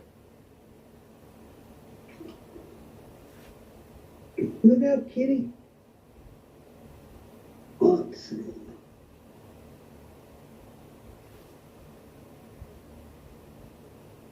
How hurt does that thing look? Oh, he hasn't been hit at all, right? He hasn't been hit at all. Oh, tough choice. Kill the evildoer. Yeah, we'll go ahead and hit him once. 15? That's a miss. Damn. Bug. That's about all Sparkles can do. What would Bug like to do? Oh, Bug's gonna smack his ass. Stupid door guard. Through here, from a 10-foot range.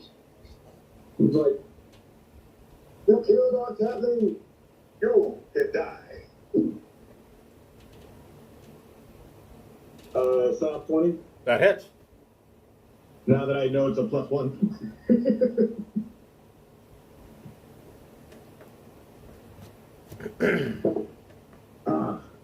10 points of damage. Ouch.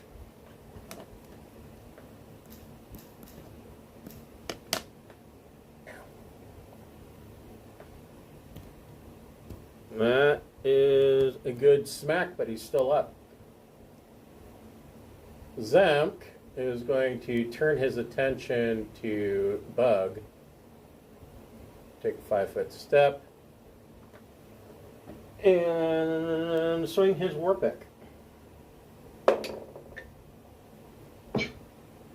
16 to hit. That is exactly the AC. Ow. For 3 piercing damage. Bitch ass, punk ass, Impa King. Repeat, I'll try and blast him again. Impa King sounds like a Mexican-Asian fusion burrito egg roll kind of thing. Epic King Supreme. Yes. Oh no. Damn it. What, did you not win? I rolled a 9. Ow. Well, you know.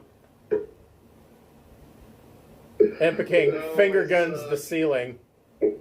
Edith, make a death save.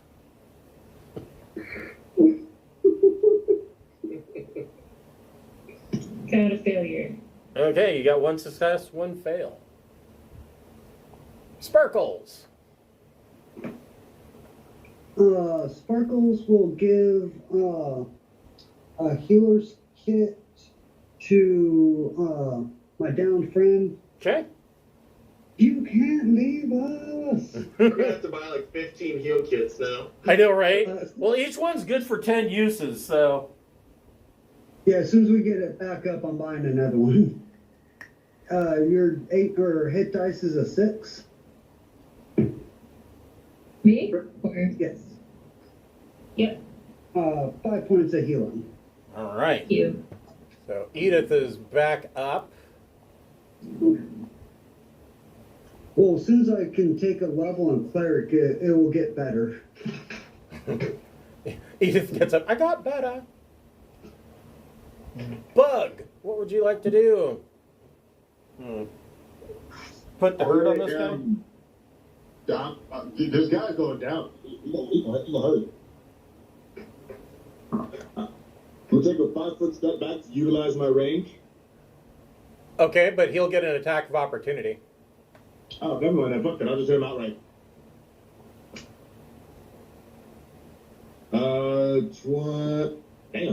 24, 20.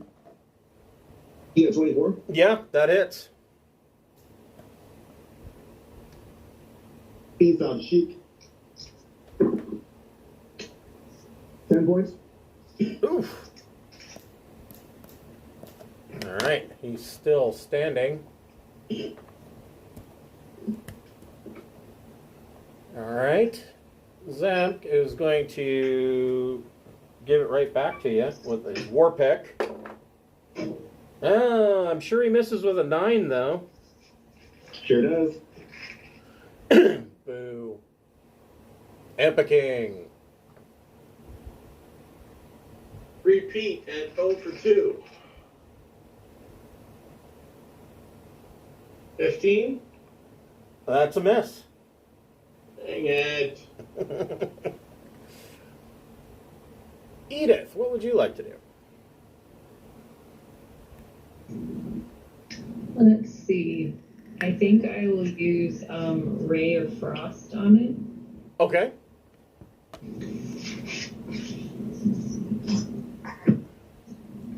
So I rolled that. Oh, I got a nat 20. Good for me. Double damage.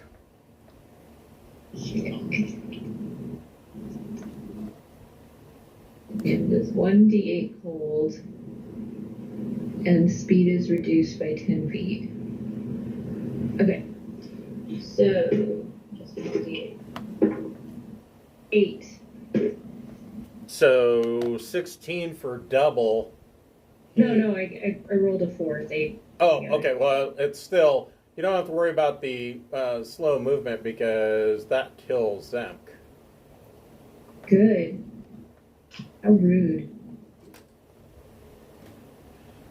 Let's see, one of these guys. Just to double check, when we killed that last guy and looted the body, did we divvy up the gold? Or I did, wrote on a fourth of it for me. Thought everybody was doing it. What would that end up being? let's see here. It So, was like, so there were the 2 potions of healing. I know you gave those out. You know, There was I 16. had the gold, I'm sorry, what was that? I have the gold and the silver and the copper noted 16, 82, and 250. Right. okay, so are we splitting it up or not? Sounds like it. Yeah. Okay, I already did my quarter, so I'll let everybody else do math. So that would What was the be last one? 4 gold pieces. 18. 4 gold pieces each.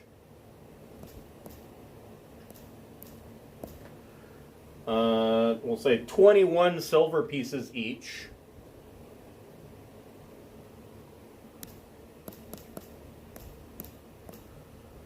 And 63 copper each. Okay. sweet. That way I can buy healer's kits.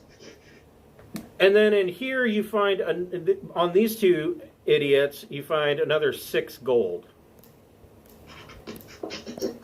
I'll take one and somebody else can have options on the leftover. I'll only take one. So if you take 1, everybody else can take 2 each.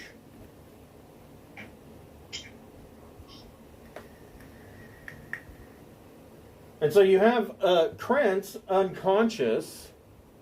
I don't know what you want to do with him.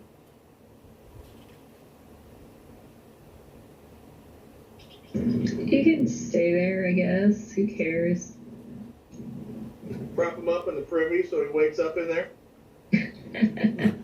Stuff him down in the hole. Give him a swirly like a freshman.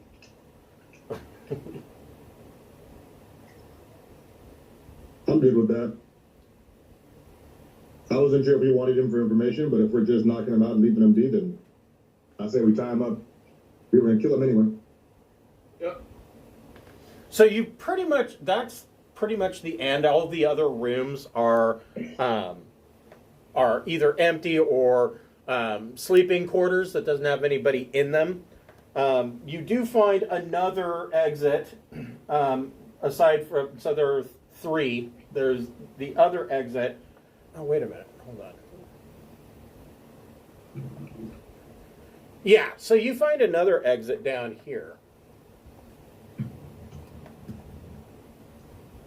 And this one is another cellar.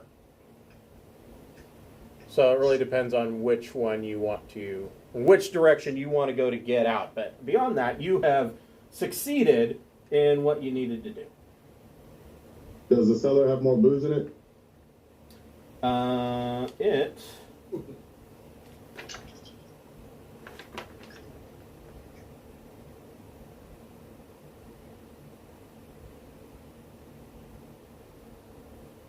No. Yes, there are two, like in that particular cellar, there are like 2 kegs of ale. You see a couple of bottles of wine, not good wine, just wine. And then you see that there are wooden shelves that have folded up bedding on them. Everybody make a perception. Everybody make a perception check.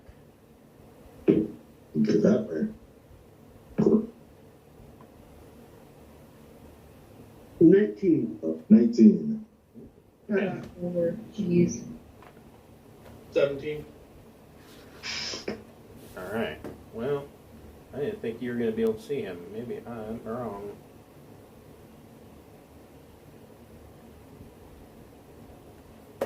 You stand still. No.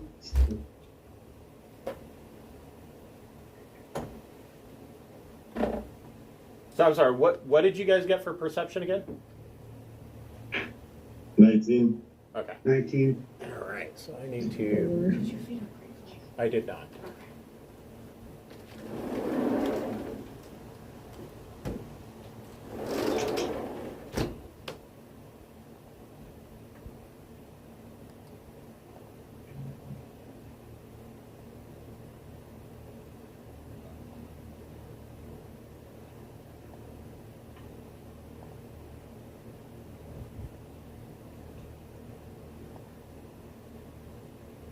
So down here, hiding in the shadows,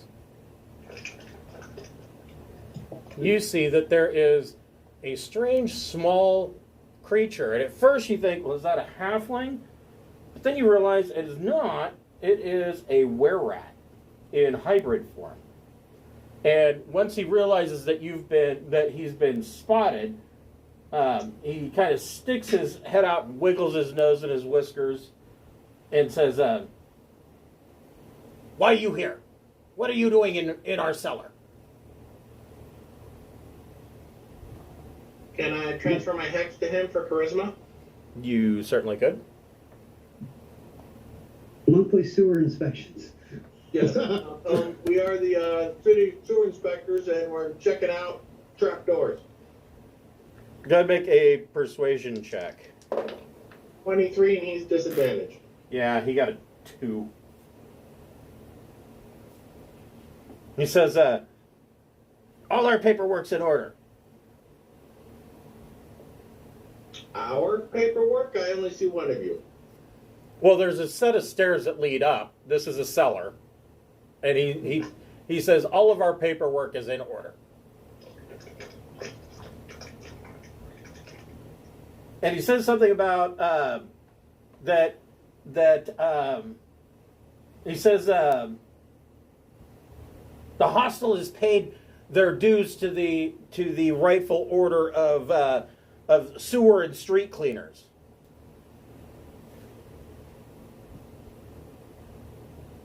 We'll confirm that when we go back to our office. He says, well, please feel free. You can use our stairs and you can leave through our hostel.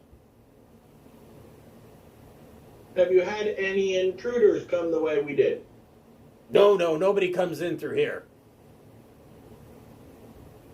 Should we share our knowledge of occupants down below, or just tell them to be careful?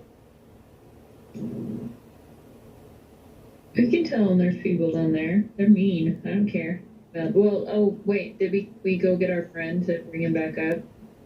I No. mean, since there's sewer cellars connected to I'm sure they know there's other residents down here as far as cellars that are connected in the system. We should go get our rescue person and then finish. Yeah, I like that idea. All right, let's do it. Okay. So you gather Floon, and head back to the Yawning Portal to let Volo know the good news, reunite Volo, Floon, and Renoir, and and collect your reward. Because remember, Volo promised you 10 times the amount when you got back. Oh, yeah. Oh, and he also promised us a signed book. Yes.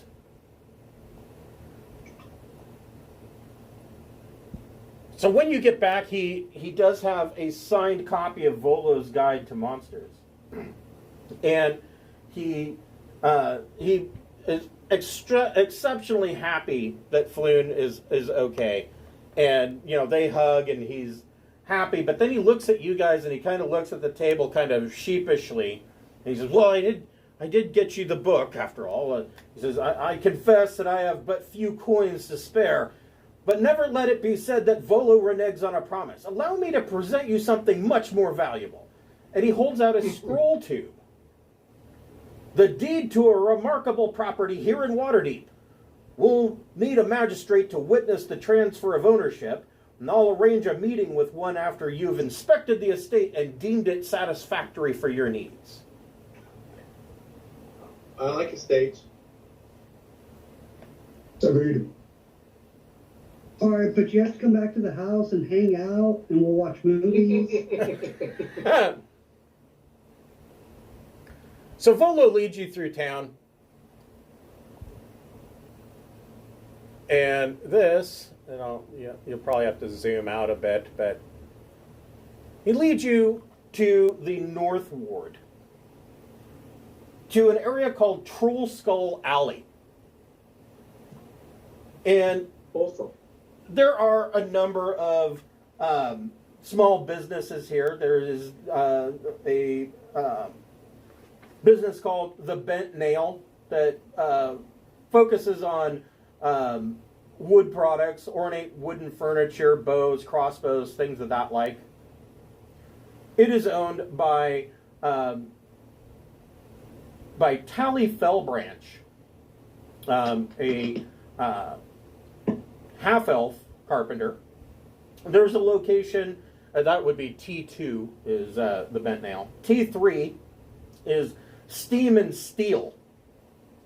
It is a forge owned by a couple of genocide, a water genocide named Avi and a fire genocide named Embrick.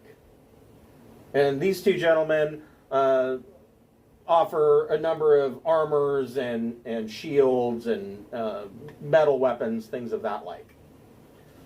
T4 is called Coralon's Crown, owned by Fala Lafleur. She's an herbalist and a member of the Guild of Apothecaries and Physicians. So there's your in for buying healing potions and healer kits. T5 is called the Tiger's Eye, and the building is marked with a just a black sign featuring cat's eyes. T6 is called Bookworm's Treasure. It is a bookstore owned by Rishal, a member of the Watchful Order of Magus and Protectors. And T7 is sewer access if you ever feel the need to go back down there. But at T1 is where you stop, right here. And you see, this is your estate.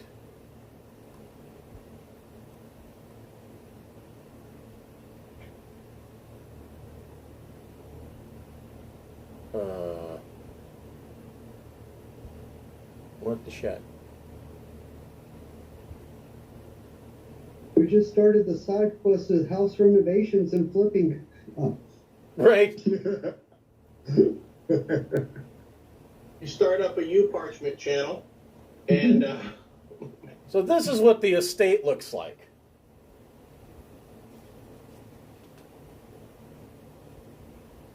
Not too shabby. It is fairly run down. It is in need of dire work. You can see that there are windows that are boarded up. There are holes in the roof. You know, sections of the foundation are clearly sagging, or you can see flagstones out of place. But you can tell that this at one time was a rather large tavern. And this is the interior. Wow.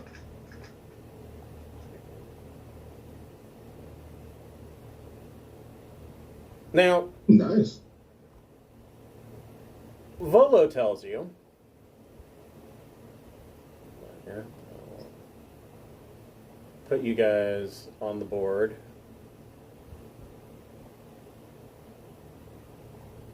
Why is it doing that?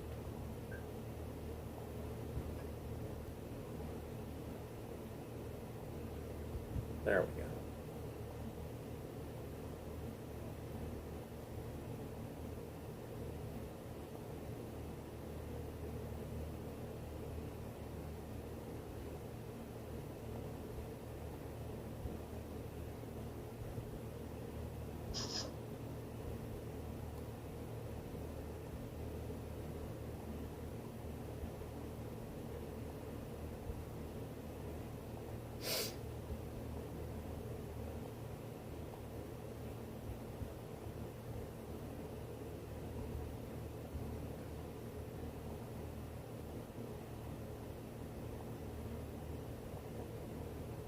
So Volo tells you that he had purchased the house, hoping that he tells you he's had a bit of writer's block, and he tells you, he says, "Well, I purchased Trollskull Manor, hoping that it would help me with my research. You see, the next book that I want to put out is Volo's Guide to Spirits and Ghosts, and Trollskull Manor does have a reputation as being inhabited by a spirit." But he says, "Unfortunately, it didn't seem to help me too much, and I clearly don't know as much about spirits and specters as I had hoped." He says, "But I never found the entity to be any kind of problem. But really, I think that this would serve you better than it has served me. So what say you? Is this adequate payment?" I think so. Yeah. And of course, you all can pick where you want your room to be and all of that. Probably the library and study. I'll obviously take the top floor. I'm going to be doing a lot of mending, aren't I? So So he takes you all to a magistrate's office, and actually the magistrate seems rather irritated that Volo has kind of interrupted his day for something as simple as signing a deed. But the deed to Trollskull Manor is signed over to you guys, and all of your names are on the deed with equal shares. You all get level 2. Yay, level 2. Yay. I will let you level up, and I'm going to go grab something to drink. Well, one of my tools is I'm proficient in wood carving, so I can help with some of the repair work. I found that, what was it? Let me see. I found a spell. I can copy it. It's like Conjure Servant or something. We can just make that fix stuff when we're not around. Unseen Servant. That's it. Yeah. Hmm.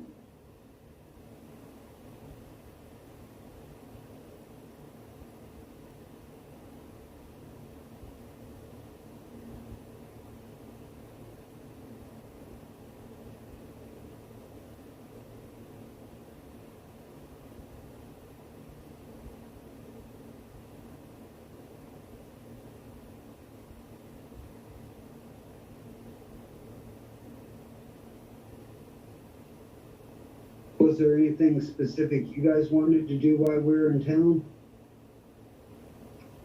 Buy more heal kits.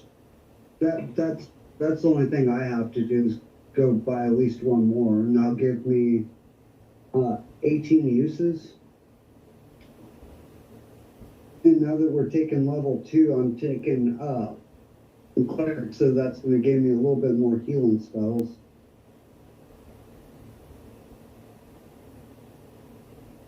What's the price on heal kits? Should we use party kitty for that?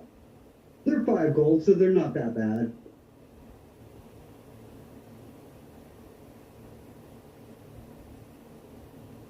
And 18, that's going to last quite a while.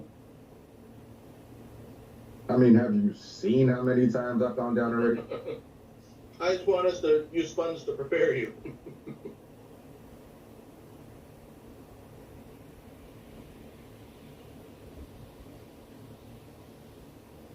And if you guys want to kick in and get another one, we can. Happy to do that. Agreed. You've already used healing on these ones. So that'll give us 28 uses. Put 5 gold towards that.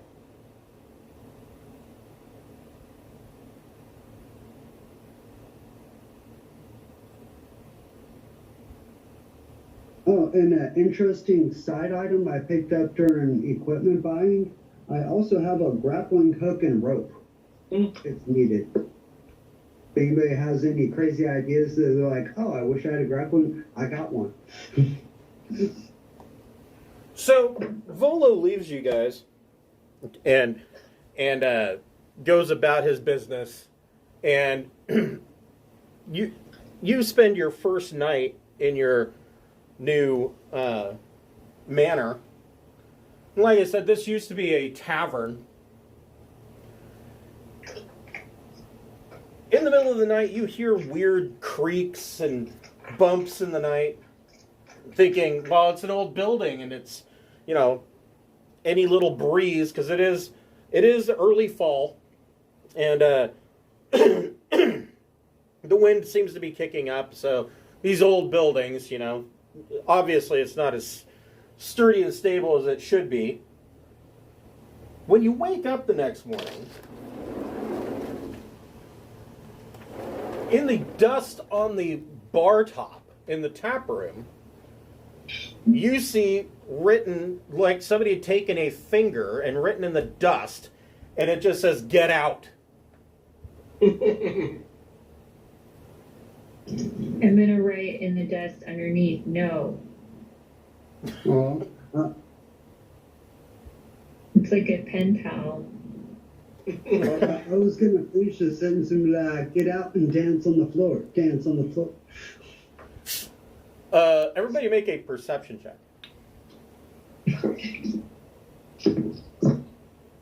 15, yay. Nope.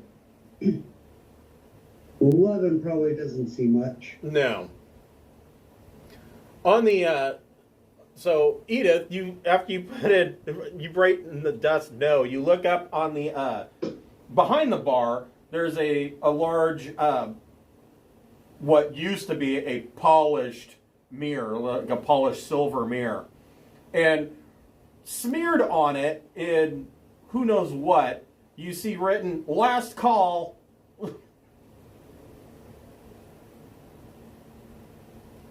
Jeez. Okay.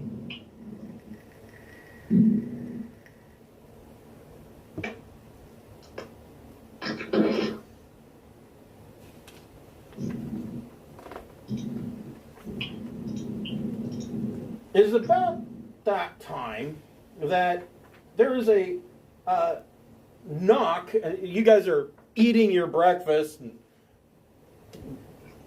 discussing the strange writings on the bar. Nothing too hostile as of yet. And there's a knock on the door.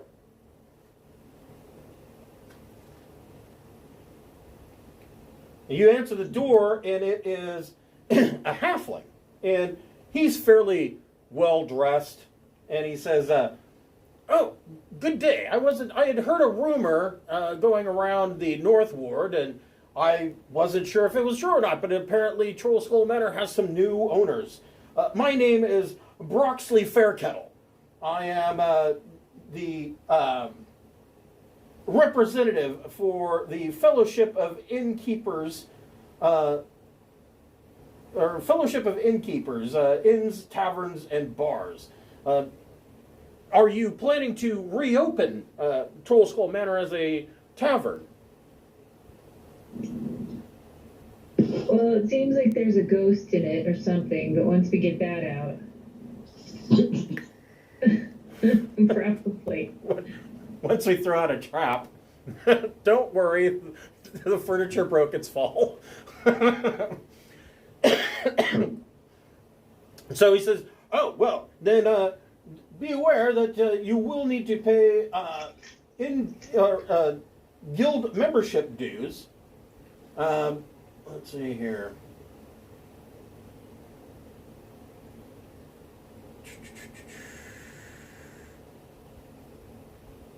It will be to join the guild.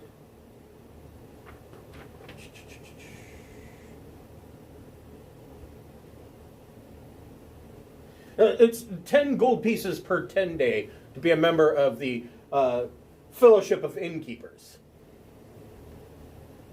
He said, and of course, he said, I'll just give you a heads up. I don't know if you know anything about running a business in the city of Waterdeep, but there will be other guilds that you'll need to join as well, such as the Guild of Butchers, the Vintners, Distillers, and Brewers Guild. He looks at you. He looks at Edith and says, "Are you a mage of some kind?" Yes, that's right. He says, well, you'll need to pay. It is a law in Waterdeep that mages must join the Watchful Order of Magus and Protectors. So there will be some inn dues that will be required in order to get this place up and running. And he looks around and kind of wipes a finger on some dust. He says, "Looks like you're going to need to spend some coin getting this building up to code as well." Well, we'll worry about that when we get there. So he says, "Oh, all right. Well, we can expect your guild dues as soon as you're up and running and ready for all of that. I shall pay you another visit at that time. Good day." And he turns and leaves. So to tell you what it will cost to get this place up and running, one-time expense of 1,000 gold pieces to renovate the tavern. That renovation will take 12 days. It will be... Somebody to do it, or if we do it ourselves? Well, that's if you do it yourselves. I'll say it's eight. It'll be 800 gold pieces if you do it yourselves. It will be. So I unseen servant to get some of the work done while we're doing other shit. So that's always good. Yeah. I cast unseen servant, so I don't have to do any of the work. Right. I'm tired. I want to be with my cat familiar. Then there are there is a one-time expense of 250 gold pieces for guild licenses and contracts. Regular expenses, you can expect to pay 50 gold pieces per 10 day for maintenance and wages of hirelings, and 10 gold pieces per 10 day for other guild expenses. Now, once you get the tavern up and running, at the end of every 10 day, you'll roll D100 plus 10 and consult the running a business table in Chapter 6 of the Dungeon Master's Guide to determine whether the tavern lost money or earned a profit. If you spent coin on promoting the business during that 10 day, you get to add 1 to the roll for each 1 gold piece that you spent. If you have unpaid expenses, you'll have to subtract 1 from each roll from the roll for each 1 gold piece that you owe. So that's looking ahead.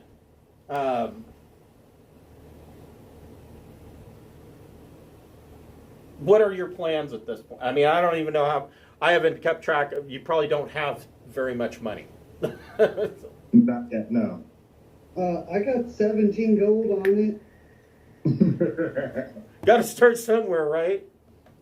I'll go and return this bag of empty bottles and cans. That'll be worth something, right? Seeing as how a warlock didn't have to buy a lot of stuff, but I'm only interested in the tavern as a place for people to enjoy my stories and tell me I'm fantastic. So, Of course. being a business owner is not high on my list because my life's too good for that. Right, right. We hire him out as like open mic Thursday. But I will cast Unseen Servant twice a day and start with my bedroom, and then I'll work my way down. Okay, so you are in the process of having your unseen servants clean and kind of sweeping the place up. Is anybody doing any woodwork or anything like that? So, Any heavy lifting and manual labor I got? Okay. Edith, this is perfect for mending. You can take the broken shingle and make it a whole shingle. Right, right, Take a broken door and make it a whole door. right. You're great at pointing out what needs to be fixed up. And And Sparkles does have proficiency in tools and knowledge of wood carving. okay, so Sparkles is doing some woodwork. Sparkles, you're outside doing some woodwork, and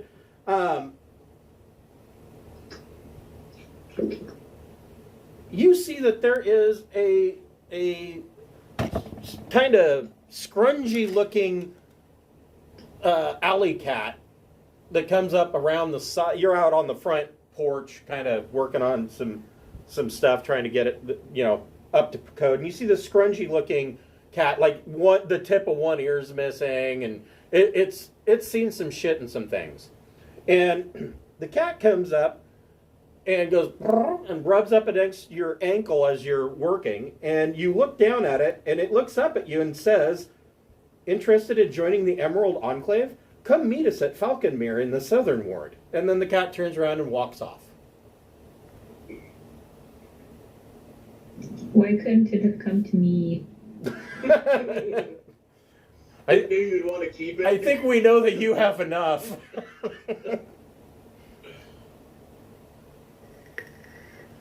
I believe Having my unseen servant shoo cats away from my area.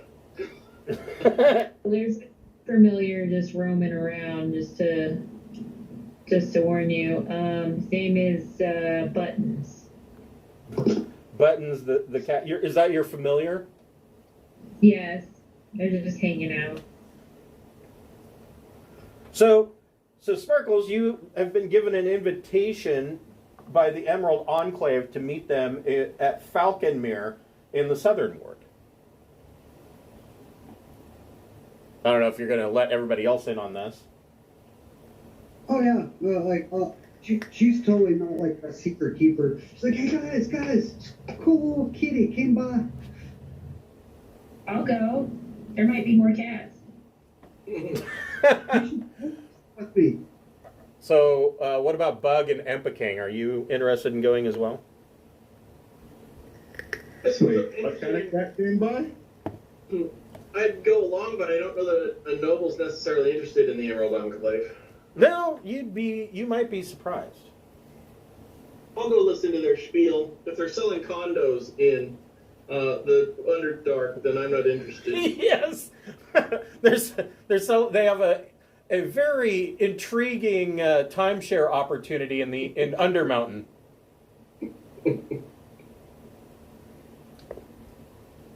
I'll go along with that. Okay. Yeah, I'll go. Oh,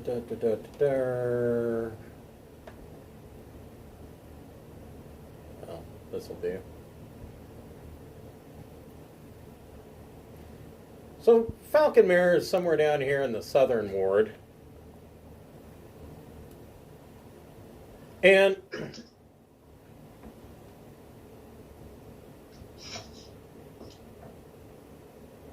Falconmere is about a block south of a location called Colat Towers. And you see these two towers that look impossibly old. They might have been here when Waterdeep was actually built up at the very beginning, but you can see them about a block north of this enclave. And it is Falconmere is actually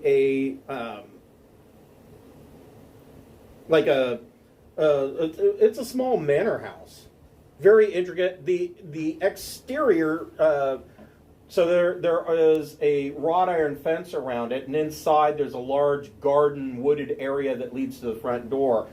And going to the front door, it is answered by a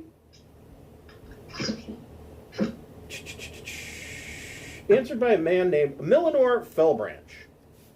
And he says, "Oh, good, you have received my message. I heard of some impressive adventurers that were at the Yawning Portal the other day that helped stop a fist fight and dealt with a troll. And I hear word that you found a young man that was missing. I think that the Emerald Enclave could use some of you, and there's other people here. Please come in. And he lets you into the into the manor, and you go back to a sitting room. And in the sitting room, you also see Mert the moneylender is sitting there smoking a pipe, and you see a woman in plate mail armor sitting there, kind of sipping on a glass of wine. And Millinor says, this is, of course, he needs no introduction. He's most famous. This is Mert the moneylender. And allow me to introduce you to the Order of the Gauntlet representative, Savra Bellabronta. Now, that name may sound familiar because all the way back, I believe this was our first campaign together, Savra was a member of the Howling Hatred, the air elemental cult. And she she is kind of repenting for her dastardly deeds at the time. He says, I also had extended an invite to Jalister Silvermane, but he said that he had more business at the Yawning Portal Tavern, so you may speak to him there. He goes on to tell you, he says, I will get right to the point. Each of our groups, the Lord's Alliance, Order of the Gauntlet, and the Emerald Enclave, and the Harpers, would like to extend an invitation to join us if you are able to assist us in a matter. This could be a highly lucrative little excursion for you as well. Oh my God, I always wanted to be part of a sorority. Savra speaks up. She says, a local merchant, well, not a merchant. Yeah, I guess it is a merchant. A local merchant, Lady Hucriel, has been searching for her son, who he and a group of his friends decided to form a party of adventurers, and they paid the gold piece to Durnan in the Yawning Portal to go down the well. He is missing, and Lady Hucriel has been frantically searching. Now, her son was a member of the Lord's Alliance, so you'll want to speak with Jalister Silvermane, but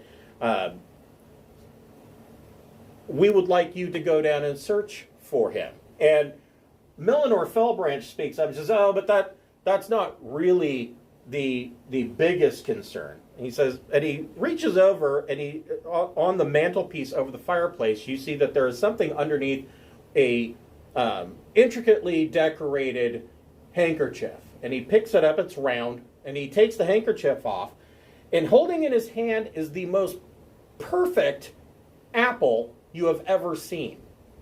It is bright red. It looks like I said, the most perfect apple specimen ever. Not a touch of blight on it. It is spectacular. And he sets it on the table, and he says, once per year, goblins down in the in Undermountain climb up the well and offer to sell one of these apples. And he says, we've learned that we only ever want to purchase the red apples. Come winter, they come up and they try to sell a white apple.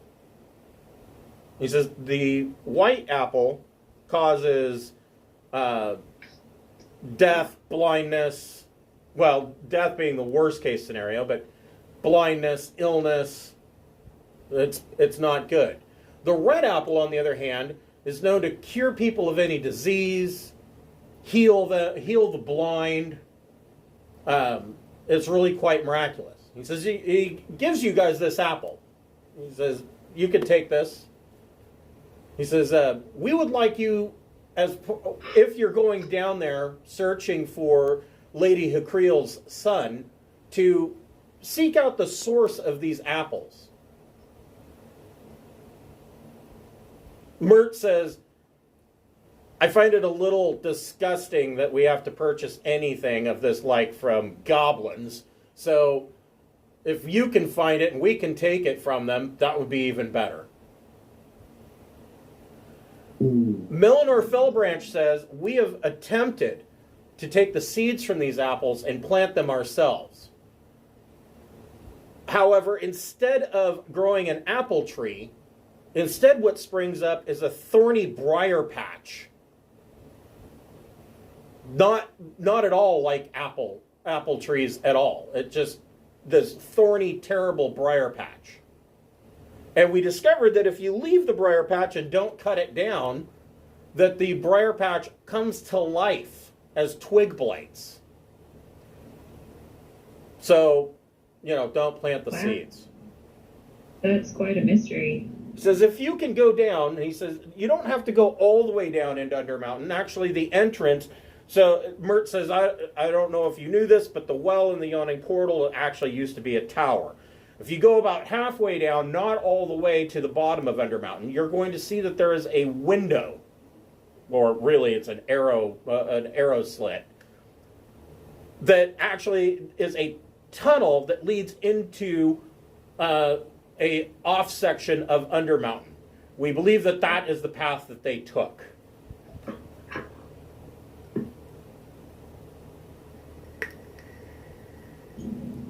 If you are able to complete this, then you would gain entry, your choice of which of our groups that you would want to join. This is kind of your hazing to get in as a Harper or an Emerald Enclave or Lord's Alliance or Order of the Gauntlet. Up to you.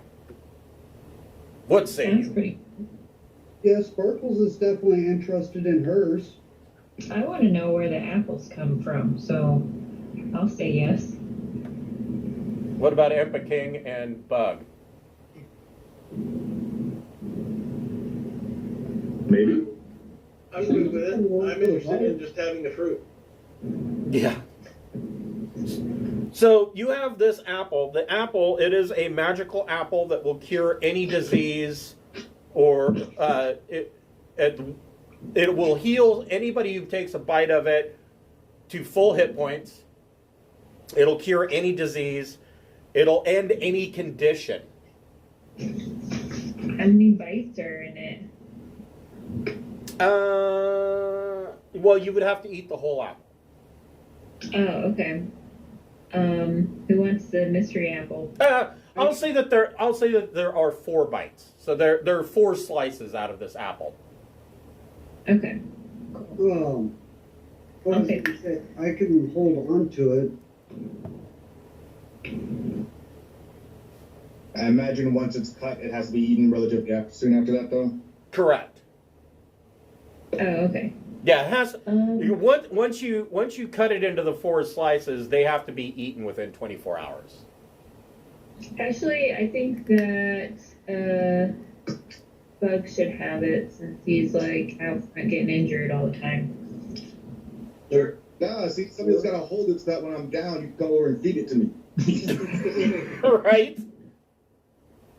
Chew it up in your mouth and then spit it into his mouth like he's a baby bird. I got you, bro. Plus, I mean, it's more for like curing. It's for curing statuses, not hit points, right? Correct. Yeah, that's something. Either. But yeah, it'll bring you up to full hit points. It will give you the effects of a full rest. It will remove any condition, and it will heal any disease. Oh, so like if our party has a gnarly battle where we're all just badly effective, that's when we want to use that. You could, yes. And Because with- of course, with leveling up, you all have completed a long rest by this point, so all your hit points and whatnot are back. You're currently topped up. Cool. Good to know. So, you go to the Yawning Portal, and it will cost each of you 1 gold piece to go down the well. All right. Delete a bone piece.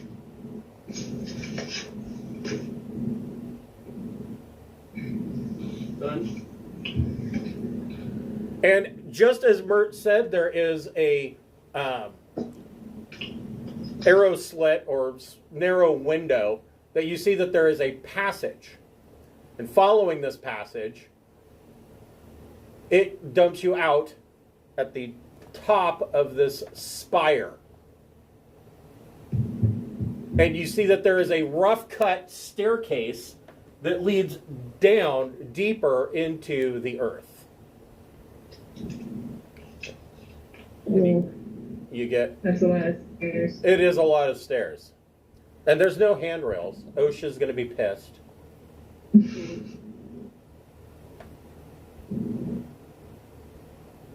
And when you get to the bottom,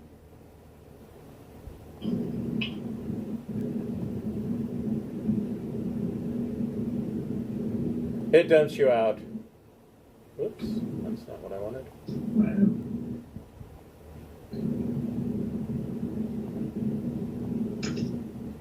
It dumps you out here.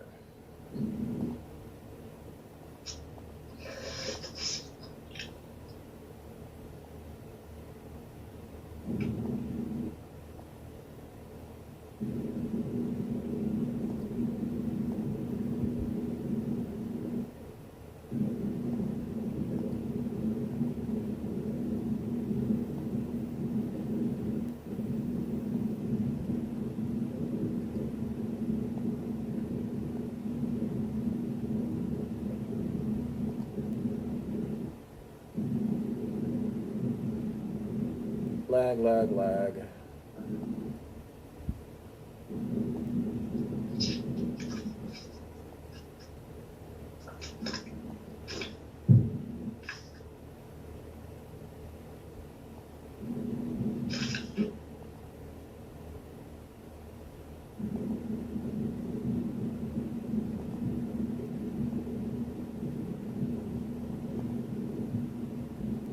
And I will read the description of this. There we go.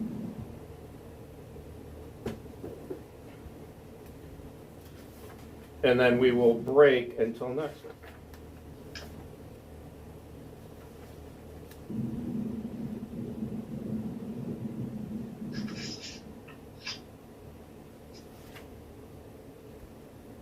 A sandy ledge overlooks a subterranean gulf of darkness to the west. The ledge is wide but rough. Sand, rocky debris, and bones of Small animals cover it. A rough-hewn stairwell zigs and zags down the side of the ledge, descending into darkness. A fortress emerges from the darkness. The subterranean citadel, though impressive, seems long forgotten. If the litless windows, cracked crenellations, and leaning towers are any indication, all is quiet, though a cold breeze blows up from below, bringing with it the scent of dust and the faint trace of rot. The narrow stairs empty into a small courtyard, apparently the top of what was once a crenellated battlement. The buried citadel is sunk so far into the earth that the battlement is now level with the surrounding floor. That floor stretches away to the north and south, composed of a layer of treacherous, crumbled masonry, which reaches to an unknown depth.